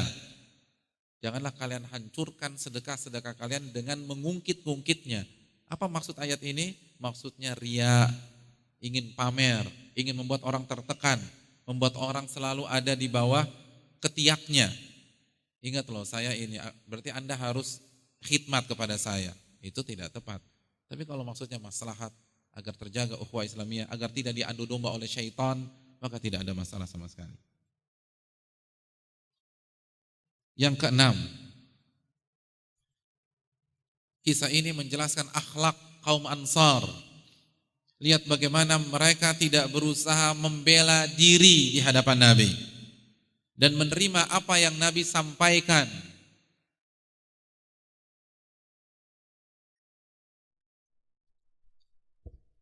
Jadi mereka tidak berupaya membela diri. Makanya ketika Nabi sebutkan jasa-jasa beliau, apa kaum Ansar? Balillahu wa rasuluhu aman wa afdal. Allahu akbar. Apa yang engkau sebutkan wahai Rasul, itu tidak ada apa-apanya, itu masih kurang dibanding kebaikan-kebaikanmu yang lain lagi. Dan apa yang engkau sebutkan tadi, itu masih beberapa dari nikmat Allah, karunia Allah, rahmat Allah yang begitu berlimpah atas kami. Bayangkan ini lagi dikritik. Bukannya bertahan, tapi mengakui. Iya benar. Makanya Nabi mengatakan, demi Allah, lau syi'tum laqultum. Kalau kalian mau, kalian akan membantah ucapanku. Tapi aku tahu kalian gak akan begitu. Aku tahu kalian tidak akan demikian. Aku tahu kalian baik. Padahal kalian bisa gunakan kesempatan ini untuk menyerang aku. Tapi kalian gak gunakan. Lagi-lagi apa kata kaum Ansar? Walillahi wali rasul man wal fadl. Tidak wahai Rasul. Allah dan Rasulnya adalah pihak yang lebih layak untuk dipuji dan disematkan segala bentuk kebaikan. Jadi lihat, Nabi mengangkat kaum Ansar. Wallahi lau syi'tum laqultum fala sadaqtum wa suddiqtum. Demi Allah, kalau kalian mau membantah ucapanku, kalian bisa. Dan kalian akan mengucapkan hal-hal tersebut dengan benar. Saya nggak bisa bantah dan saya akan akui jasa-jasa kalian. Tapi kalian tidak mau mengungkitnya. Kalian tidak mau mengucapkannya. Ketika Nabi mengatakan demikian, kaum Ansor justru membalasnya dengan apa? Enggak, kita nggak punya jasa sama sekali kepada engkau wahai Rasul. Kita nggak punya jasa. Kita nggak punya kebaikan. Kalaupun ada, engkau yang mengajarkan. Kalaupun ada, engkau yang mendidik. Kalaupun ada, engkau yang melatih. Makanya mereka mengatakan walillahi wa rasulihil man wal fadlu. Kalaupun ada kebaikan, itu milik Allah dan Rasulnya. Kalaupun ada keindahan, itu milik Allah dan Rasulnya. Kalau ada kesuksesan, itu milik Allah dan Rasulnya. Kita ini hanya belajar, dibimbing, mendapatkan hidayah. Itu saja. Subhanallah. Beda dengan sebagian orang. Ketika kecewa, diungkit semua jasa-jasanya. Itu pengajian itu kan dulu saya donaturnya. Kalau bukan saya minta surat izin, saya yang nembus, itu nggak bikin ada pengajian. Allahu Akbar. Lihat kaum Ansar, nggak ada kepentingan sama sekali. Beda dengan sebagian orang ketika kecewa dengan gurunya, oke dia ngajarkan, tapi kan saya juga dukung dakwah dia. Subhanallah. Lihat kaum Ansar. Mereka bisa serang Nabi. Dan Nabi yang mengatakan, kalau kalian serang saya terima. Kalau kalian mengungkit jasa-jasa kalian, saya nggak pernah bantah. Kan Nabi nggak pernah bantah kebaikan orang. Kalau memang benar, ya benar. Tapi saya tahu kalian nggak mau lakukan hal itu. Kalian bukan tipikal yang seperti itu. Kalian bukan tipikal pencari pembenaran. Namun kalian adalah para pencari kebenaran. Kalian orang-orang yang menyembunyikan amal. Kalian orang-orang yang menyembunyikan jasa. Kalian tidak mau mengungkitnya. Saya tahu itu. Dan Ansor langsung menangkap dan langsung menjawab, tidak ya Rasul. Kalaupun ada kebaikan di sisi kami, itu milik Engkau dan tentu saja milik Allah Subhanahu wa taala. Ya Allah, kita merindukan karakter-karakter yang seperti ini. Orang yang tahu jasa orang lain dan melupakan jasanya. Yang enggak ngotot, yang enggak ngebantah. Kalau jelas-jelas dia salah. Karena mereka orang-orang yang terikhlas. Inilah yang membedakan orang yang bertakwa atau orang yang tidak bertakwa. Bukan pernah salah atau tidak salah, tapi bagaimana menyikapi kesalahan. Allah berfirman dalam surat Fussilat ayat 33, 34, 35. Allah mengatakan wasari'u ila magfiratin min rabbikum wa jannatin arduhas samawat wa iddat lil muttaqin. Dan bersegeralah menuju ampunan dari Allah dan surga yang luasnya seluas langit dan bumi disediakan dan dipersiapkan untuk orang-orang yang bertakwa. Siapa mereka? Alladzina yunfikuna fis sarra'i wa dharra. Itu orang-orang yang bersedekah dan berinfak tanpa mengenal waktu, baik ketika lapang maupun ketika sulit. Wal kadhiminal ghaidh, dan orang-orang yang menjaga emosinya. Wal afina 'anil nas, dan orang-orang yang memaafkan kesalahan orang lain dan manusia. Wallahu yuhibbul muhsinin, dan orang-orang dan Allah menyukai orang-orang yang berbuat baik. Lalu ayat yang berikutnya, walladzina idza fa'alu fahishatan aw dzalamu anfusahum dzakarullah. Dan yaitu orang-orang yang melakukan tindakan keji atau menzalimi diri sendiri, dia langsung mengingat Allah Subhanahu wa taala. Itu kaum Ansar. Memang betul, mereka sempat melakukan kesalahan fatal, tapi langsung mereka sikapi dengan tepat. Mereka langsung beristighfar, mereka langsung bertaubat. Mereka tidak membela diri, mereka tidak mau ngotot-ngototan dengan Nabi SAW karena jelas 100% kesalahan ada di pihak mereka. Dan sekali lagi, mereka melakukan hal-hal yang lost control seperti itu sebenarnya disebabkan karena saking sayangnya kepada Nabi SAW, tidak mau kehilangan Rasul. Karena mereka berpikir Nabi tidak akan kembali lagi ke kota Madinah. Karena Mekah sudah dibuka dan indikator kedua, ghanimah hanya dibagi-bagikan kepada penduduk Mekah. Karena mereka takut kehilangan Nabi, maka mereka lepas kontrol, hadirin yang dirahmati oleh Allah. Bukan karena mencari dunia. Ini yang harus kita camkan. Makanya saya ulang-ulang lagi, saya tidak ingin ada orang yang salah paham lalu menjelek-jelekan kaum Ansar. Mereka betul lepas kontrol. Tapi apa sebabnya? Bukan menginginkan onta, bukan. Kalau ingin onta nggak akan perang dengan Nabi SAW, karena perang adalah kematian. Mereka jadi peternak kalau ingin onta. Mereka takut kehilangan Nabi besar sallallahu alaihi wasallam.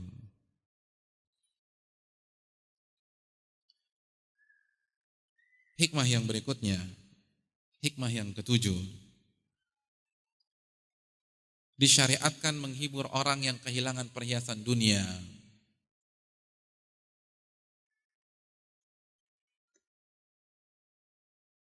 Disyariatkan menghibur orang-orang yang kehilangan perhiasan dunia. Ketika Ansor tidak mendapatkan perhiasan dunia, lihat bagaimana Nabi menghiburnya.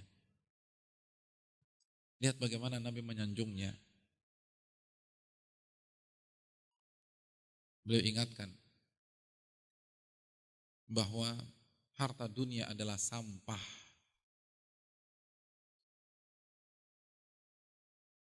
Maka jangan Anda bersedih, jangan Anda kecewa, itu sampah.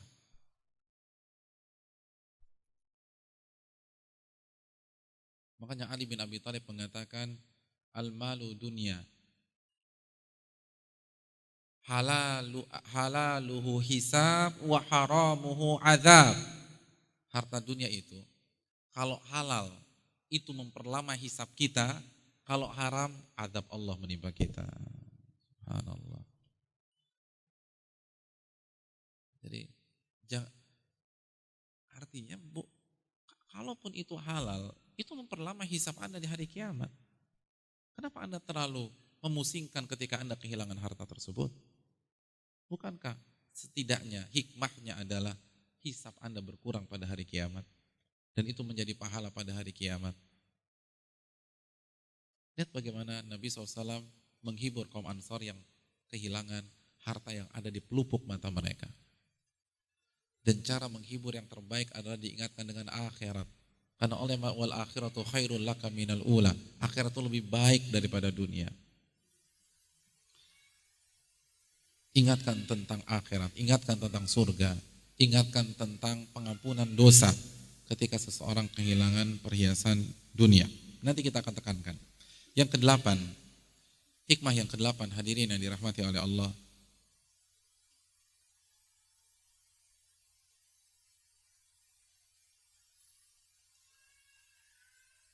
Disyariatkan berdakwah dengan harta.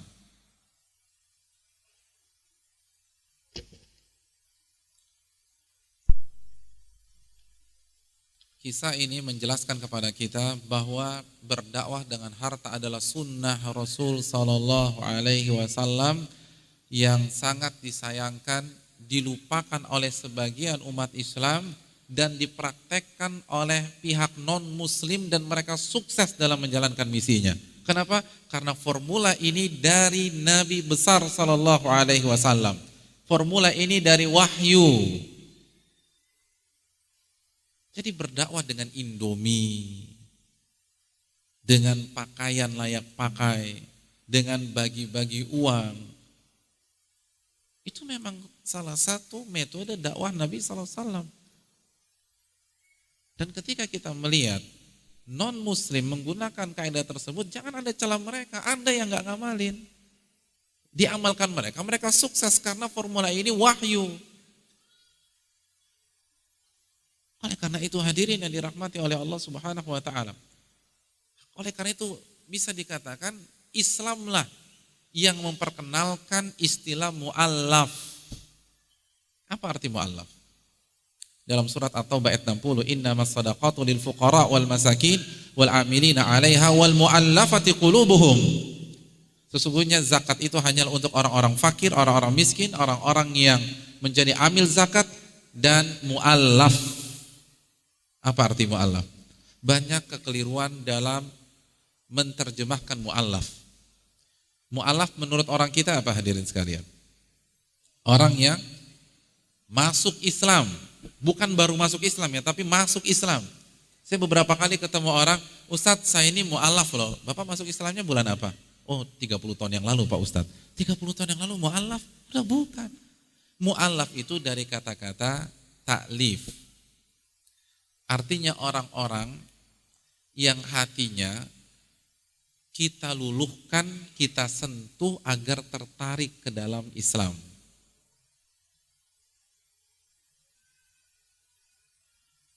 Kalau bahasa bisnis sekarang apa? Di-entertain. Tapi kan entertain itu konotasinya nggak bagus ya. Diajak ke tempat-tempat hiburan malam dan seterusnya. Tapi kan maksudnya agar dia pakai barang kita atau pakai perusahaan kita atau vendornya kita. Nah, Islam itu lebih tinggi dari itu. Jadi itu ada, konsep itu ada. Tapi untuk akhirat, bukan untuk dunia. Jadi kita kasih orang-orang seperti itu agar dia tertarik.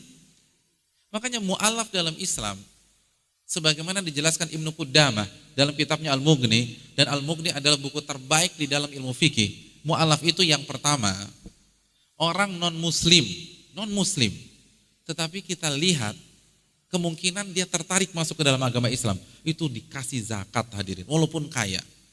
Karena tujuan kita bukan untuk mensupport ekonominya, tapi tujuan kita agar dia tersentuh dan mau kembali ke dalam Islam, atau mau masuk ke dalam Islam. Jadi orang non-muslim bisa dapat zakat. Ketika kita kasih, lalu dia tersanjung, dia tersentuh, jadi dia belajar Islam, lalu mengucapkan la ilaha illallah, itu mu'allaf. Kelompok yang kedua mu'allaf adalah orang yang baru masuk Islam dan imannya masih labil. Betul, dia sudah menentukan pilihan, tapi bukankah orang yang baru masuk Islam itu cobaannya banyak sekali, tantangannya luar biasa. Dia akan mendapatkan tantangan dari keluarga besarnya, tekanan. Maka orang-orang seperti ini jangan dibiarkan seorang diri. Karena kalau dibiarkan seorang diri bisa murtad lagi. Kita kasih, kita kumpulkan dana dan seterusnya. Ini yang perlu kita camkan. Dia berhak dapat zakat. Yang ketiga, orang-orang fasik. Walaupun KTP-nya Islam dan akte kelahirannya Islam. Di akta kelahiran ada kolom agama nggak? Saya udah lupa tuh. Ada.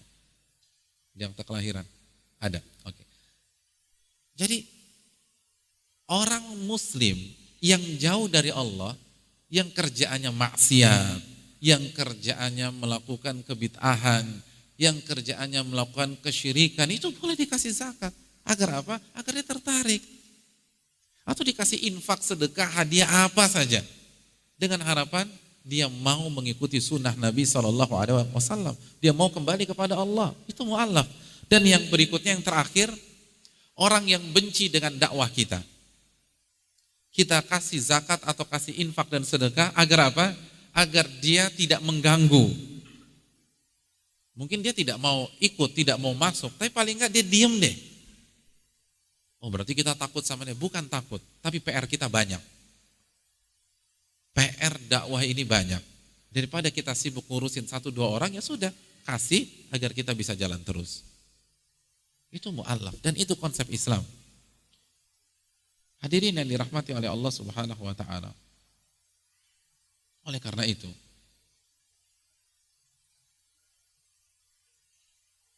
metode seperti ini sangat efektif.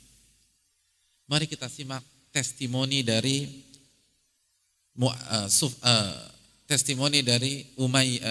Sofwan bin Umayyah. Sofwan bin Umayyah kita tahu bersama, salah satu orang yang dikasih 100 unta. Padahal dia belum masuk Islam ketika perang Hunain. Apa perasaan Sufyan bin Umayyah? Kata beliau, wallahi, demi Allah, laqad a'tani Rasulullah sallallahu alaihi wasallam ma'atani. Demi Allah, Nabi telah memberikan pemberian yang sangat besar. 100 unta, minimal 10M. Untuk pernah kasih orang 10M? 10M, satu orang. Wa innahu la abghadun nasi ilayya. Sebelumnya Muhammad adalah orang yang paling aku benci di dunia. Fama bariha yu'tini hatta innahu la ahabba nasi ilayya. Tapi ini orang kok baik banget, ngasih lagi. Sehingga aku menjadi sayang, dan Muhammad adalah orang yang paling aku cintai di dunia. Subhanallah. Ya, coba aja ada orang, antum benci dengan seorang, tiba-tiba dia kasih antum 3M, kira-kira gimana? Hah? Antum masih mau kesel sama dia? Enggak, udah lupa sudah. Baru 3M. Jadi terbukti. Terapkan hadirin, khususnya kita yang diberikan Allah Subhanahu wa taala harta. Gunakan untuk dakwah-dakwah seperti ini. Dan kita tahu dalam hadis riwayat Imam Muslim, anna Rasulullah SAW lam yakun yus'al syai'an 'alal Islam illa a'tahu. Nabi SAW tidak pernah diminta dengan pertimbangan Islam kecuali beliau akan berikan. Jadi beliau tidak pernah diminta orang, dan Nabi lihat nih orang ada potensi masuk Islam atau memperkokoh keislamannya, kecuali beliau pasti akan berikan. Nggak pernah nolak kalau kaitannya dengan Islam, kalau kaitannya untuk dakwah. Qala fa'atahu rajulun fasa'ala. Lalu ada seseorang datang ke Nabi SAW dan meminta harta kepada Nabi. Fa'amara lahu bisha kathirin baina jabalain min syati sadaqah. Lalu Nabi SAW memberikan dia kambing 1 lembah dari kambing-kambing zakat. Ya Allah, kambing di antara 2 gunung, 1 lembah. 1 orang datang dikasih kambing 1 lembah. Kalau harga kambing 3 juta, berarti 100 kambing berapa? 100 kambing. Kok lama banget sih? 300 juta kan? Itu 100 1 lembah? Tidak. 100 itu mungkin 1 kandang. Ini 1 lembah. Dan rojulun gak jelas nih siapa? Rojul, seseorang datang. Bukan tokoh, rojul. Lalu apa yang terjadi? Faraja ila qaumihi. Lalu ia pulang ke kampungnya dan berteriak, "Ya qaumi aslimu, wahai penduduk kampungku, masuk Islamlah kalian. Fa inna Muhammadan yu'ti ata'an ma yakhshal faqah." Karena sesungguhnya Muhammad adalah sosok yang senantiasa memberikan hadiah dan harta tanpa ada perasaan takut miskin. Gak ada takut-takutnya miskin Nabi kita SAW. Oleh karena itu hadirin yang dirahmati oleh Allah Subhanahu wa taala, Nabi menjadikan harta dan dunia sebagai sarana dakwah. Sebagai sarana dakwah. Dan di jalan Allah Subhanahu wa taala, bukan untuk mendapatkan dunia dan dunia lagi. Dan ini yang diterapkan oleh pihak-pihak non-muslim dengan membuat pengobatan gratis, pendidikan gratis, dan semua serba gratis. Kemana umat Islam dalam aspek ini? Dan yang terakhir hadirin yang dirahmati oleh Allah Subhanahu wa taala, kisah ini mengajarkan kepada kita bahwa nikmat hidayah, nikmat Islam, nikmat sunnah itu di atas segala-galanya. Nikmat mengamalkan sunnah Nabi, mengenal sunnah Nabi, melaksanakan sunnah Nabi, meyakini sunnah Nabi, lalu menerapkan sunnah Nabi di dalam kehidupan kita sehari-hari. Itu adalah anugerah yang terbaik di dunia.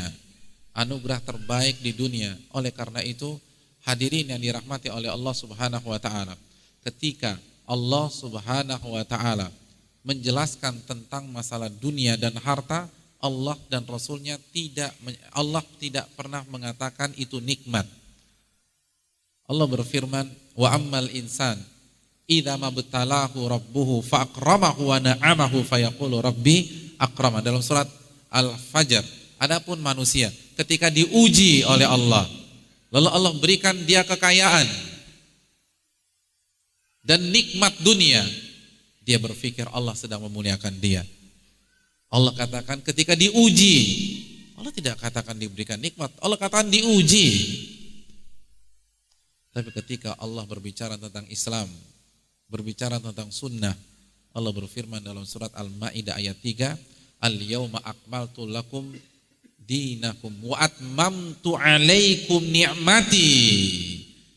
Pada hari ini aku sempurnakan agama kalian untuk kalian, dan aku sempurnakan nikmatku. Allah menyatakan dan menegaskan bahwa Islam adalah nikmat. Tapi ketika Allah berbicara tentang masalah harta, Allah katakan fitnah. Karena inilah hakikat dari kenikmatan yang sesungguhnya. Oleh karena itu hadirin yang dirahmati oleh Allah Subhanahu wa taala, lihat bagaimana Nabi SAW menjelaskan hal itu kepada Ansar. Beliau mengatakan, afala tardawna ya ma'syaral ansar an yadhhaban nasu bisya wal ba'ir wa tarji'una bi Rasulillah sallallahu alaihi wasallam fi rihalikum. Tidakkah kalian senang wahai Ansar ketika manusia pulang membawa kambing dan ontanya, kalian pulang membawa Rasulullah sallallahu alaihi wasallam? Tidakkah kita gembira ketika pada hari ini teman-teman kita, tetangga-tetangga kita pulang dari mal-mal atau FO di Bandung membawa belanjaannya, sedangkan kita membawa kisah Nabi sallallahu alaihi wasallam. Kita membawa hikmah dari Nabi sallallahu alaihi wasallam. Kita membawa hadis yang diriwayatkan Imam Ahmad ini dari Nabi kita sallallahu alaihi wasallam. Tidakkah kita bangga? Kalau kita tidak bangga, pertanyakan iman kita kepada Allah. Karena Ansar begitu bangga, Ansar begitu senang, Ansar begitu gembira.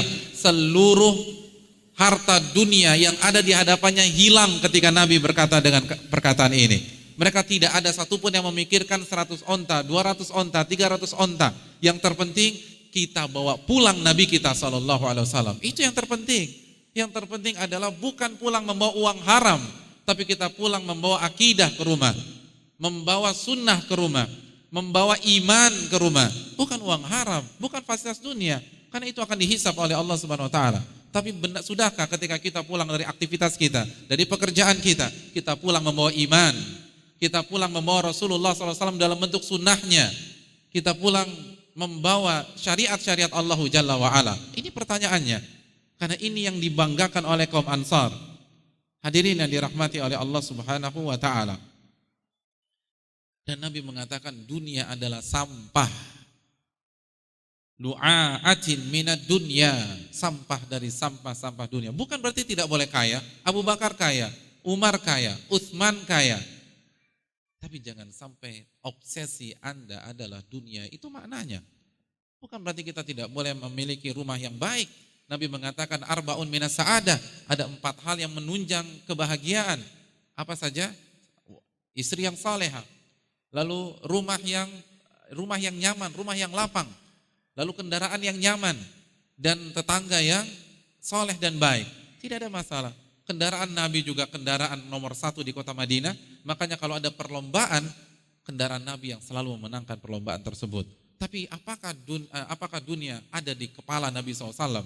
Ada di dalam hati Nabi SAW? Jawabannya tidak.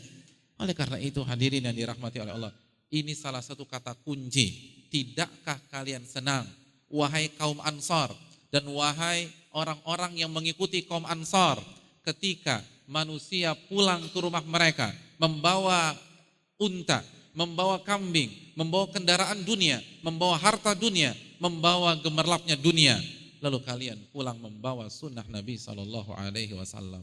Kalau kita tidak gembira, kita tidak bersyukur, maka tanyakan kepada diri kita, benar tidak kita beriman kepada Allah dan Rasulnya. Ini yang bisa disampaikan pada kesempatan kali ini. Semoga bermanfaat. Wassalamualaikum warahmatullahi wabarakatuh wa ala alihi wa sahbihi ajma'in. Sampaikan bahwa zakat tidak boleh diberikan kepada non-muslim atau yang tidak sholat. Apakah untuk mereka non-muslim bersumber dari infak sedekah sunnah? Jazakallahu khairan. Terima kasih, jazakallahu khairan. Hadirin yang dirahmati oleh Allah, itu penjelasan para ulama, atau mohon maaf, bolehnya memberikan kepada non-muslim adalah penjelasan para ulama dalam surat At-Taubah ayat 60. At-Taubah ayat 60. Dan yang saya bawakan tadi adalah penjelasan ulama di kitab fikih terbaik di dunia, Al-Mughni. Jadi diperbolehkan. Tinggal masuk ke pos yang mana? Pos mu'allaf. Pos mu'allaf. Bukan ke pos fakir miskin, bukan ke pos fisabilillah, tapi ke pos mu'allaf. Wallahu ta'ala misal.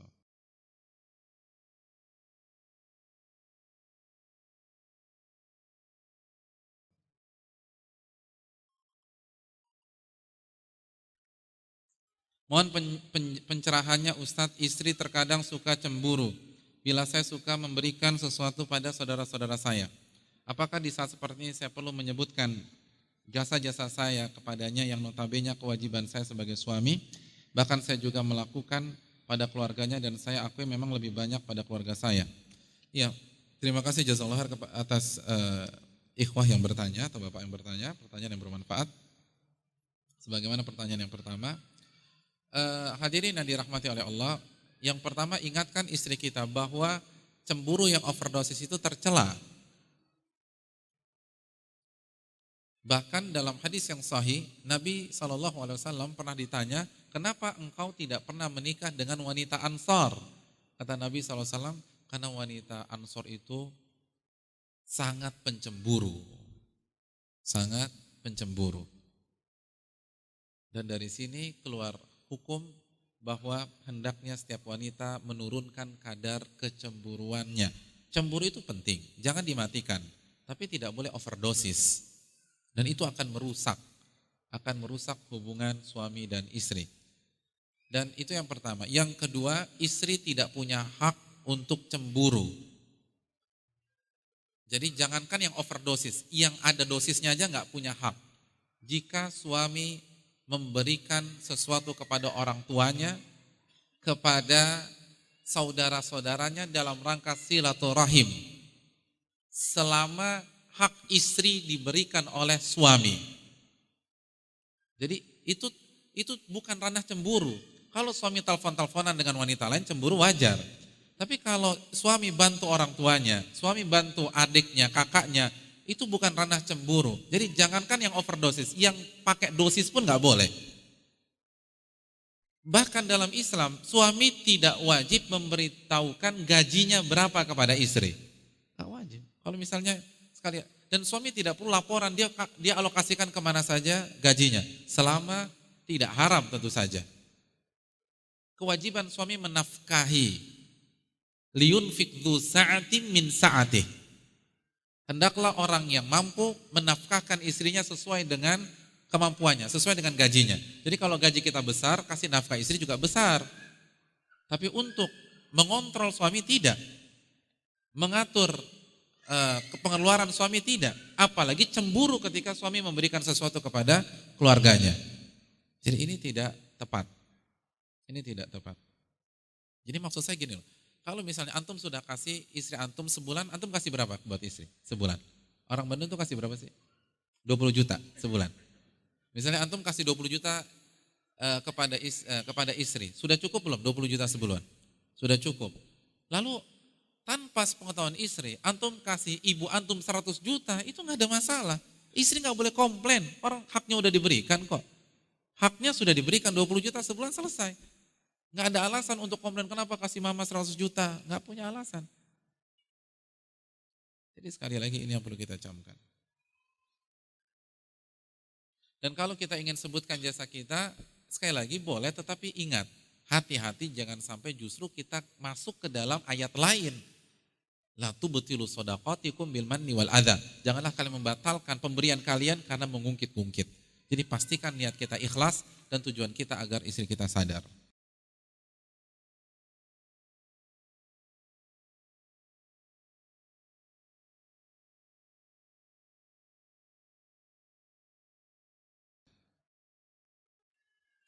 Barakallahu fiik.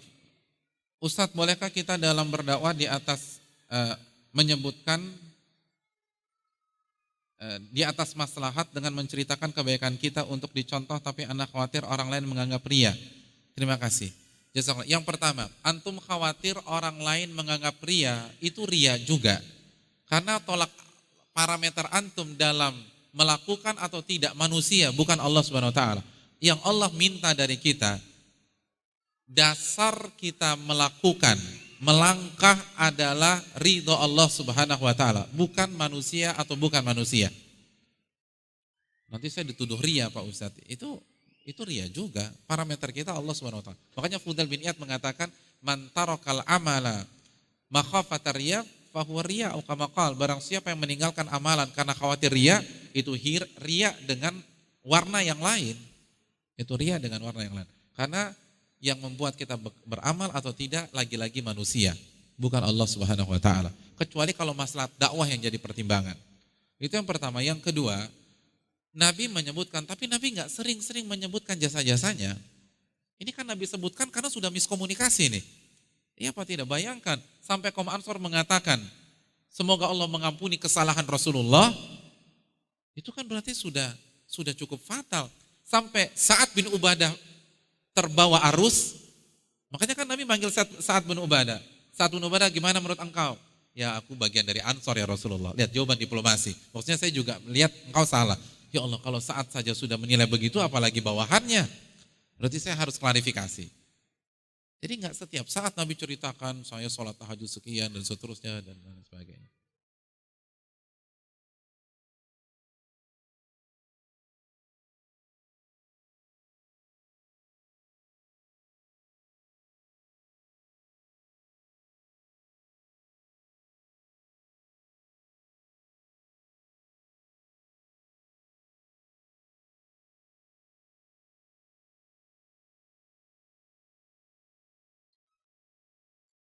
Assalamualaikum warahmatullahi wabarakatuh. Mohon penjelasannya tentang hadis Nabi. Ada sebagian sahabat Nabi yang dihalau di telaga Kautsar di akhirat kelak karena hadis ini dijadikan senjata oleh kaum Syiah untuk menghujat para sahabat. Dan mereka mengatakan tidak semua sahabat Nabi baik dan menurut kaum Rafidah. Iya, terima kasih, jazakallahu khair. Yang pertama, alasan kaum Syiah tidak bisa dijadikan pegangan karena bukan hanya kaum Ansor saja yang diserang. Semuanya diserang kecuali kurang dari 20 sahabat. Ada sebagian kurang dari 10 para sahabat. Itu yang pertama. Yang kedua, dalam riwayat ini ada riwayat lain yang dikeluarkan Bukhari dan Muslim. Nabi menutup perjumpaannya dengan kaum Ansor dengan mengatakan, innakum satalqauna ba'di atharatan fasbiru. Wahai kaum Ansor, kalian akan berhadapan dengan pemimpin-pemimpin yang zalim setelahku, maka bersabarlah hatta talqauni alal haud, sampai seluruh kalian bertemu denganku di telaga pada hari kiamat. Hadis ini Bukhari, Muslim. Jadi seluruh kalian bertemu denganku pada hari kiamat di telaga. Bagaimana mungkin ada orang yang mengatakan sebagian sahabat tidak mendapatkan telaga Nabi SAW. Nabi yang mengatakan, siapa yang lebih tahu tentang hari kiamat, Anda atau Nabi kita SAW? Siapa yang lebih paham tentang sahabatnya, Anda atau Nabi SAW? Ini hadis Bukhari, Muslim. Kecuali kalau Anda tidak percaya dengan hadis Bukhari, Muslim. Tapi ini hadis yang sahih. Nabi katakan, hatta talqauni alal haud, sampai kalian berjumpa denganku di telaga.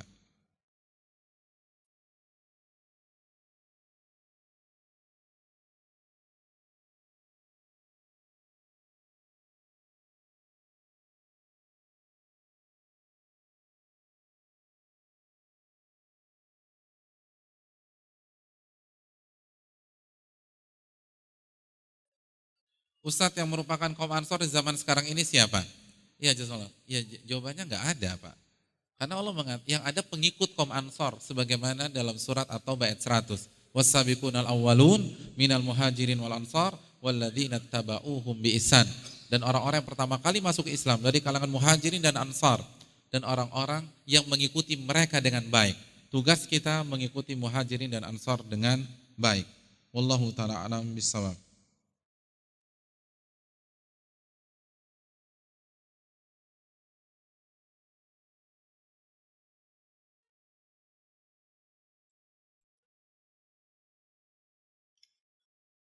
Kita dizalimi oleh orang lain, apakah kita harus balas menzalimi dia karena ada hak kita yang diambil oleh orang tersebut, atau kita hanya meminta agar Allah yang menyelesaikan semuanya tanpa campur tangan hambanya? Jazakallahu khair. Maksudnya biar Allah yang balas gitu ya. Biar Allah yang menyelesaikan, biar Allah yang menghabisi Anda begitu, atau gimana? Jawabannya yang terbaik adalah memaafkan. Itu yang terbaik. Haruskah kita membalas? Enggak harus. Idfa billati ya ahsan, itu yang terbaik dalam surat Fussilat ayat 34 dan seterusnya, 33, 34, 3 seterusnya, itu membahas tentang masalah itu. Idfa billati ya ahsan, balas yang perbuatan buruk dengan perbuatan yang lebih baik.